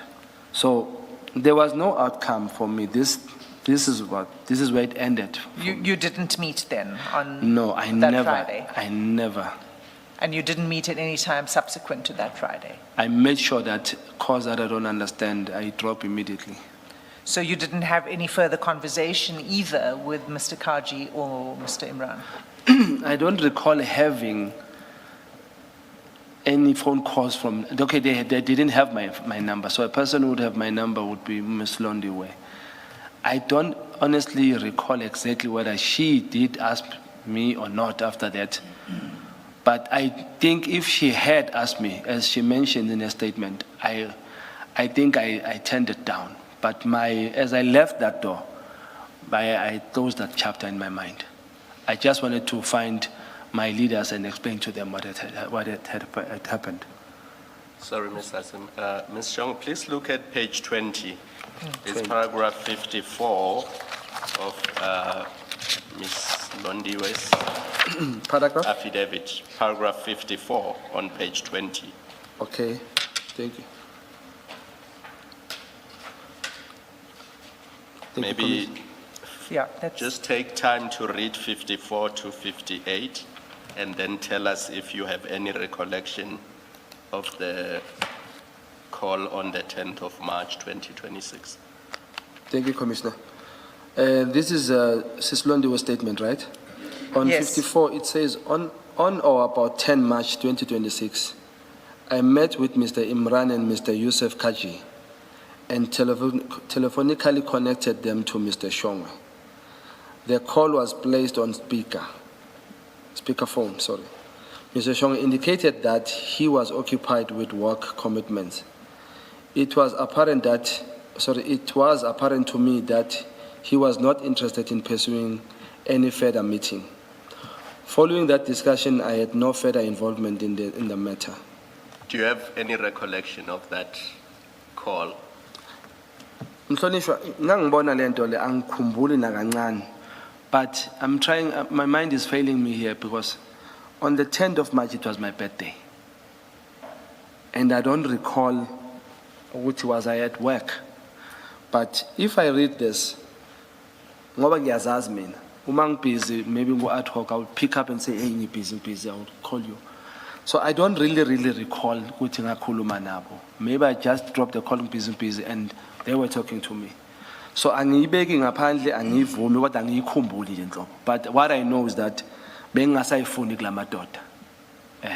But it's possible that her statement, the way she puts it here, is correct. The outcome of what she says here gives me lento ukuthi it is me here because ngangasafuni lutho ngempela. So I can say it might have happened, but I don't have a clear recollection of yona lento le. Thank you. Yes. She says that she put the call on speakerphone. You don't recall any voices, recognized voices on... One thing I know for sure, I've never spoken to those guys ever again. She might have called me and spoke to me, and maybe she said, I'm putting you on speaker. I was not even listening because, you see, when I'm at work, it's a space like this, cameras are here. So you'll go on the phone. By the time you are going down, somebody's continuously speaking. So I might have missed that if it happened like that. But I know that I might have said to her, I'm not available, I'm committed, I'm busy at work. So if it happened, I was working on that day, it might have been like that. For that matter, I don't even recall what I did that day on my birthday, but I don't drink, so I don't know what happened to that day. Thank you. So the next paragraph 2.4 is in response to the question where you were requested to provide information about your discussions with President Zuma, Duduzane Zuma, and the leadership of the MK party, and their response to you relating this meeting to them and the details of this call with General Khan. Could you read that into the record? Are we on 2.4? 2.4. Yes. The following day, and which I think I must correct, I don't think exactly was it on the 9th? Can I ask you this? After this meeting on Yes. the 8th, did you fly back No, to I Cape didn't. Town or did you remain in Durban? I remained. Yeah. So I wrote here, the following day I met with President Zuma and Mr. Duduzane Zuma and recounted to them what had transpired in the meeting. As previously explained, President Zuma expressed surprise that this was the reason President Zuma expressed, President Zuma expressed surprise that this was the reason the meeting had been requested, as this had not been disclosed to him up front. He had only been informed that they wished to praise our work on the ad hoc committee and many individuals do. Yeah. So you reported this to President Zuma and to Mr. Duduzane Zuma. Did you report it to anybody else? I went to my principals. President Zuma is my president in the party, and my elder, which I felt to respect him because these guys went to him.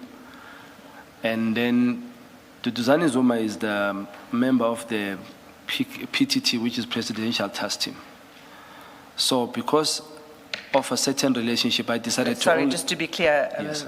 Presidential Task Team within the political party? Within the political party, yes. Okay. So I had to tell them the story because I know Duduzane understands these people.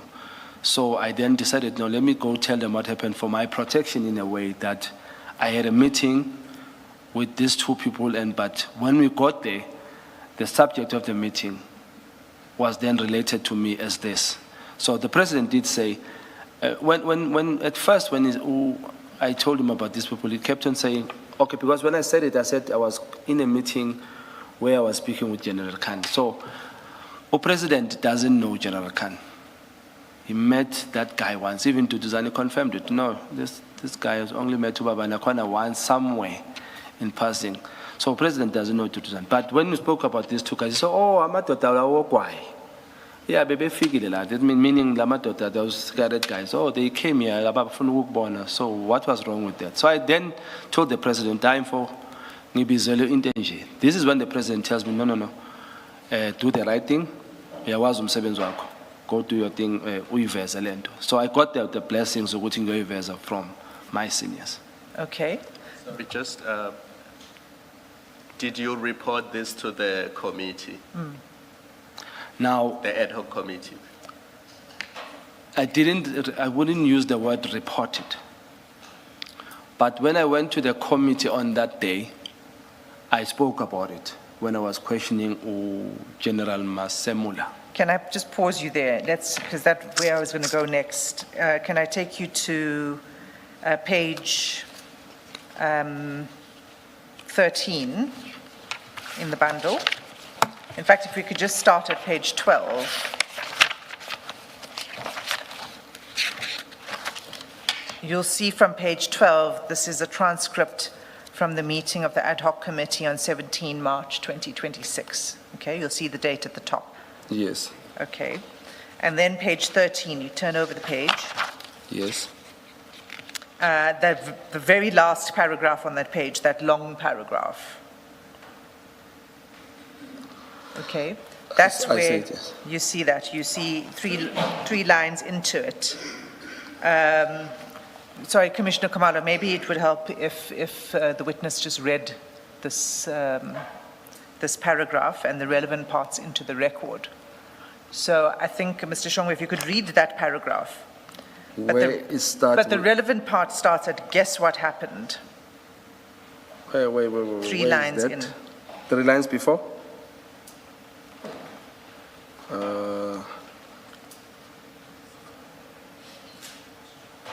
Okay, yes. So should I start there by guess what happened? Yes. Okay, I say there, guess what happened? I got a call to come to Durban. Somebody wants to see me. These people went into the office to make an appointment to see me. I flew to Durban, and when I got there, General, when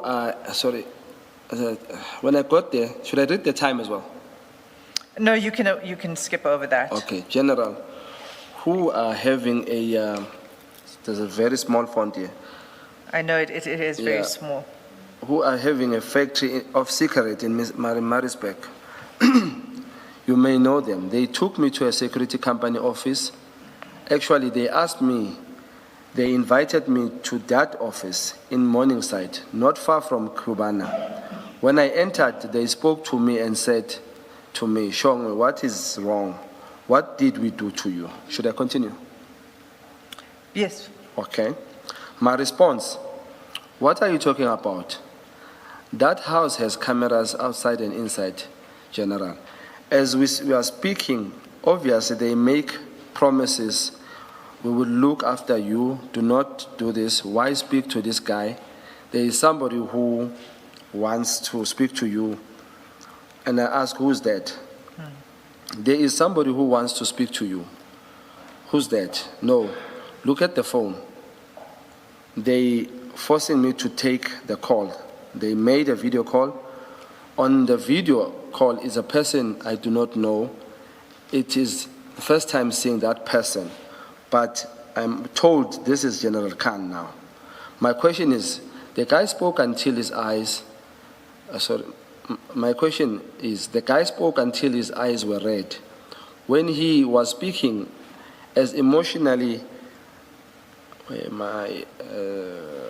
as emotionally as I am right now, he says, you are suffocating me. Come see me on this day or on Friday in Sentin.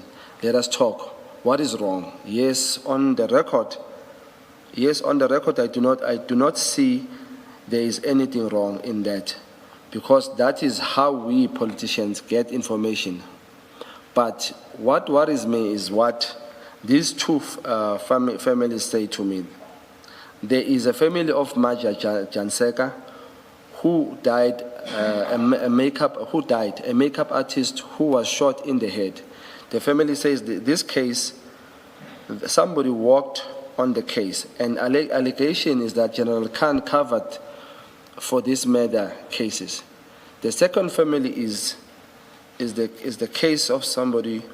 Sorry, the second family is the family of Dr. Abdullah Munshi, who was killed in an alleged road rage incident. A car bumped into the car behind the doctor. The doctor went out and he was shot. But on the street, it was said that the father of the son who went to the hospital and died had the hands on that doctor. It is the one claiming that he killed that doctor for revenge. And again, General Khan's name comes out there, and it is said that to me that he is the one who who is the protector. Now, General, it is alleged that we here in Parliament, the ad hoc, we will not see that person sitting where you are sitting, because he claims he is protected. He claims all of us are taking something from whoever he says it is true. I will not reveal my sources. I had left that thing, but when I was in that house, that prompted me. If General Khan is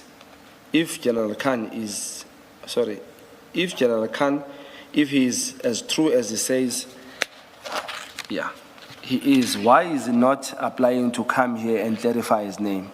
But instead, he opts to call me and invite me into an office. Why now? Yeah, okay, that's good. I think you can stop there. So this is where you relate in the ad hoc committee the events that took place on Yes, the yes. 8th of March.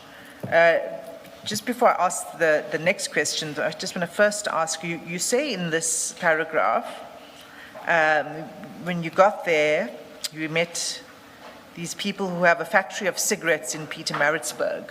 Who are you talking about? Is that, Imran and Asaf Kaji. they have a cigarette factory, It's what they told me.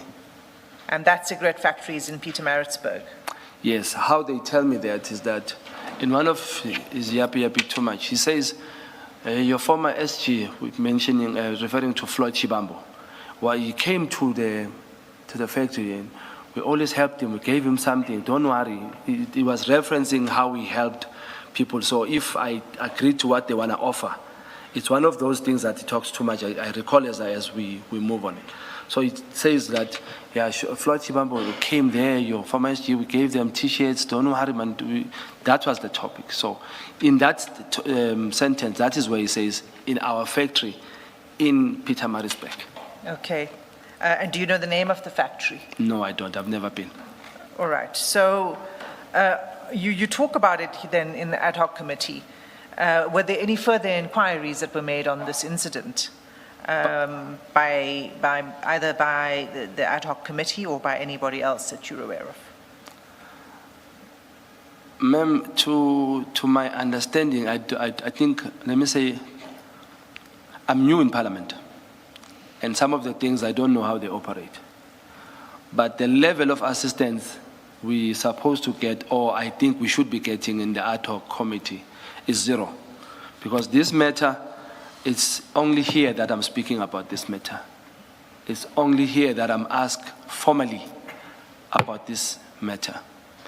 And taking into consideration, you see, when you speak of the cigarette guys, you link them with many allegations, including the drugs, how unsafe they are.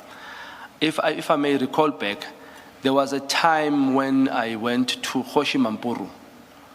A night before, we were questioning Kat Matlala, if I may transverse the space. A night before, I questioned Kat Matlala, which was on Wednesday. I drove out to Tembisa to see one of my pastors, Umabus Melan. When his daughter was opening the gate, I got hijacked. And my car was taken into the car at the back, and we drove off with those two people, with the daughter as well. Fast forward, the case is opened. And the case is opened as kidnapping and hijacking. Now, I asked the police, why do you specify it like that? Because it sounds in a way. Then they specified this is like this. I didn't report it. I went to work. I went to the police station. After I was done with the police station, I went straight to work because I wanted to question Kat Matlala.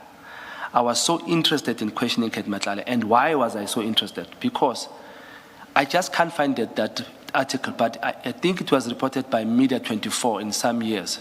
It was somewhere in December, where the Ariton drugs, it said they were not transported to the lab, but they went to Pretoria West College.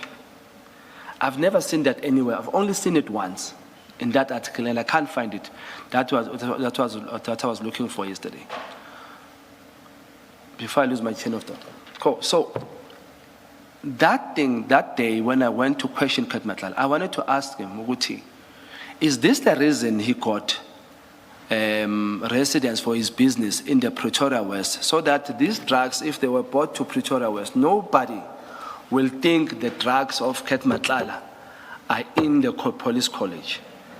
So that information, for you to probe that information and get it further somewhere, you'll have to transverse very dangerous ways, to go to dangerous people and put your life in danger. So I didn't probe that thing further. But that was why I went to work that day. So I got to work. I didn't even tell my colleagues that an incident had happened. I asked a certain question to Bob Matlala. Unfortunately, my 10 minutes lapsed before I got the important information about the Metropolitan Life Company. I didn't get to the drugs issue. As I left there, I wrote a note to my chairperson that I'm leaving. There was a certain incident I will explain later. and I left because I was very emotional. Now, in the media, it was said, Shongwe asked, addressed to Ket Matlala as Hortman. When I address everybody, I either call them Mr. Gazelle or clan names and all that. Everybody, I respect people. But I missed that opportunity of checking whether these drugs really were in college. And if they were in college, that means the syndicate, which I call the Indian Cabal, which I'm still checking the IDEC people, would have been able to work with Ket Matlala to get the drugs stored in the police, and they can be utilized from that police vicinity. Nobody would think if there are drugs in the police college. Nobody would think to check there. So I say this because in the ad hoc, the support that we're supposed to be getting was somehow very limited. We missed a lot of things that we could have probed. So that's why I say, even that matter, I was never asked. I remember seeing it on TV 2 days. I didn't mention it that much, but I saw it on 2 days later. I saw it on TV. I was like, oh, now I have to rush and tell my parents quickly something happened, because while my mother was still alive and my father, I couldn't tell them that this thing has happened, because they are always worried. People are coming at auction and say, hey, umntana kuzongena engozini. Umntana kuzongena engozini. Stuff like that. So I didn't tell anybody, but I saw it on the news on Friday. Then I informed my family. But in the ad hoc, we have never spoken about this.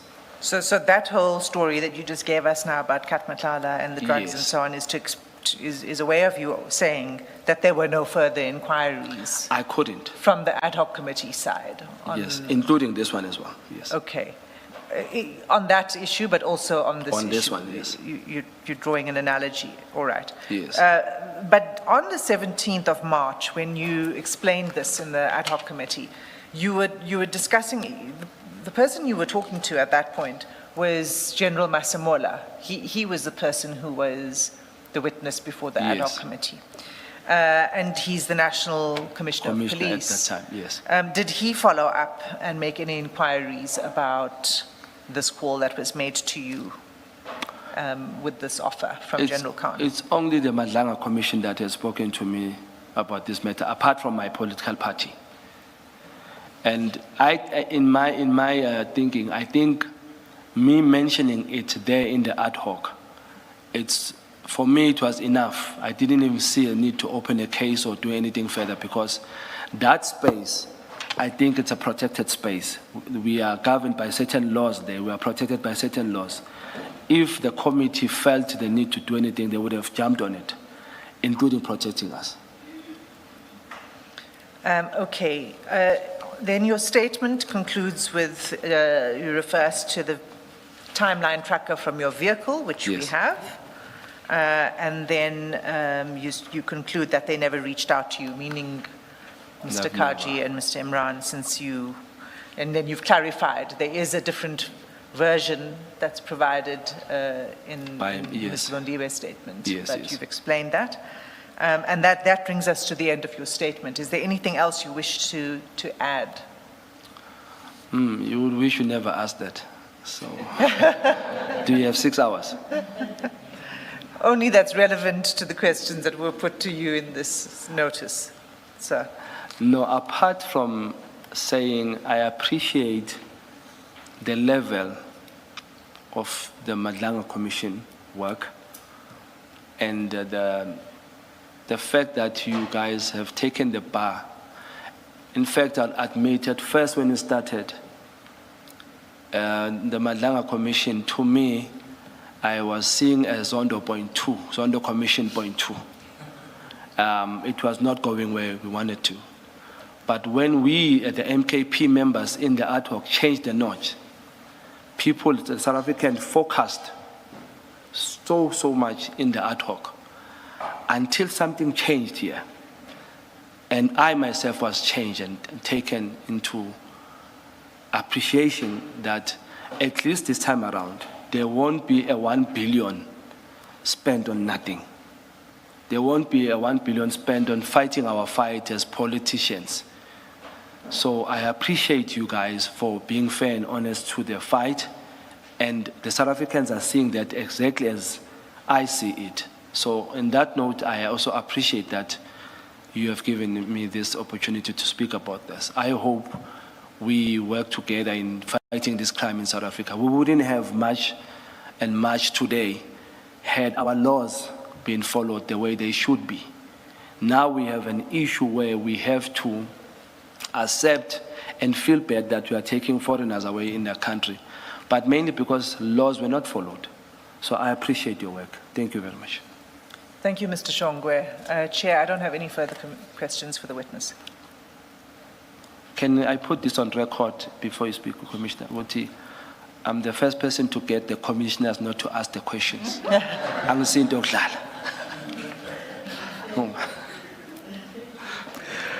Thank you very much, Mr. Shongwe. You are excused. Thank you, Thank you. Commissioner.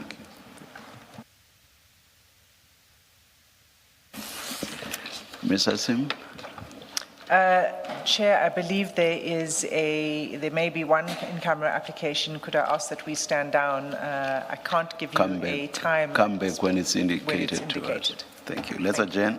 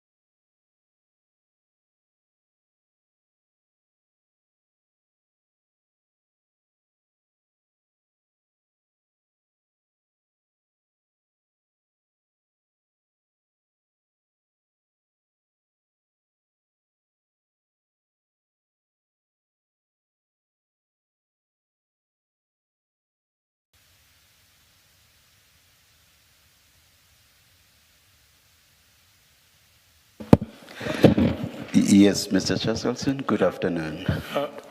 Afternoon, Chair. Afternoon, Commissioners. Chair and Commissioners, there is an application for the evidence of witness L to be led in camera. The application has been put before the Commission. There is no opposition on record. The media have been notified of the application. And unless there are specific questions which the Commissioners would want me to address, I would ask that the Chair gives a ruling that that the evidence of witness L be given in camera.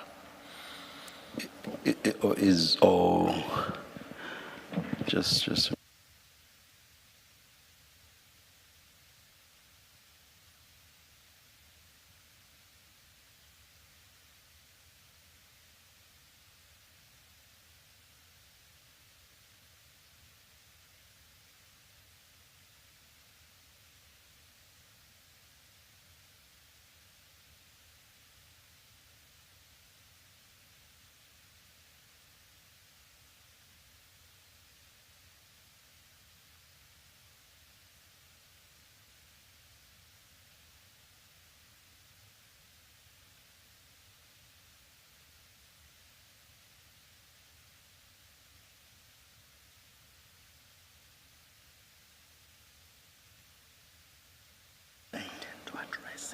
No. Can I ask? Yeah. Is it still morning? Afternoon, Mr. Chaskelson. We've obviously read the application, and the Chair will deal with how the Commission intends to proceed with it. But it was served on the media. So if you go to page 15 of the letter, page 15 of the application, rather, the letter of the attorneys, the media's attorneys, they raise serious concerns about how the in-camera applications are presented to them, and they are so heavily redacted that they cannot meaningfully engage with the application. Although they say they are not opposing this one, they raise certain concerns, so it may be that evidence leaders going forward need to address this issue because it's obviously a concern to the media parties. And they wanted it placed on record. That's why it's put in the letter. Indeed, Commissioner. Our concern with this specific application is that it was very difficult to provide, well, it wasn't possible to provide a less redacted copy without identifying the witness in the process. And certainly the redactions that were made were... They were necessary. We believe were necessary. It may be that we need to... obviously we cannot post an unredacted application on, or circulate it to the world. But it may be that we can have a situation going forward where we make available to legal representatives of the media if not a wholly unredacted copy, then a much more substantially unredacted copy under conditions of confidentiality. We'd have to think through a process that would secure the protection of the witness. Or maybe as you serve it on them, consider explaining why reductions were made and for what purpose, so that at least they get a big picture. Because I'm concerned that all they are getting is a redacted application, and they are then being asked to state whether they oppose or they consent, and that's where the complication might be. So it's something to think about for the evidence leaders going forward. I don't think we will find a solution now, but I thought I should place it on record because they have placed it on record in the form of a letter. Thank you, Commissioner. It is certainly something that we are applying our minds to. Mr. Chaskelson, I'm thinking there are a few prayers in the notice of application itself. What I'm proposing is just to make a ruling that the hearing of the testimony will be in camera, but I will ask you to prepare a full draft ruling. Why I'm saying that, I'm looking, for example, at paragraph 3. Yes. So let me just make that one important ruling, and then for the rest, I'm thinking it may then be served on the media and also posted on our website, the full ruling. Thank you, Chair. We will, and maybe just to clarify what 3 is, because we can't clarify what 3 is. 3 is. I think I do have an idea, but then just, but No, please go ahead. But for the public. Yes. 3 is to specify a list of the people who may be present in the proceedings, and we just need to organize among ourselves inside the evidence leader team who is going to be present so that they can be named. Yes. Thank you. The hearing of the testimony of witness L will be in camera. A fuller ruling will be given in due course, and it will be posted in the Commission's website and also handed over to or delivered to the media. Thank you, Chair. And we adjourn, I assume, until... I'm afraid we do adjourn at this 9:30 tomorrow. Let's adjourn.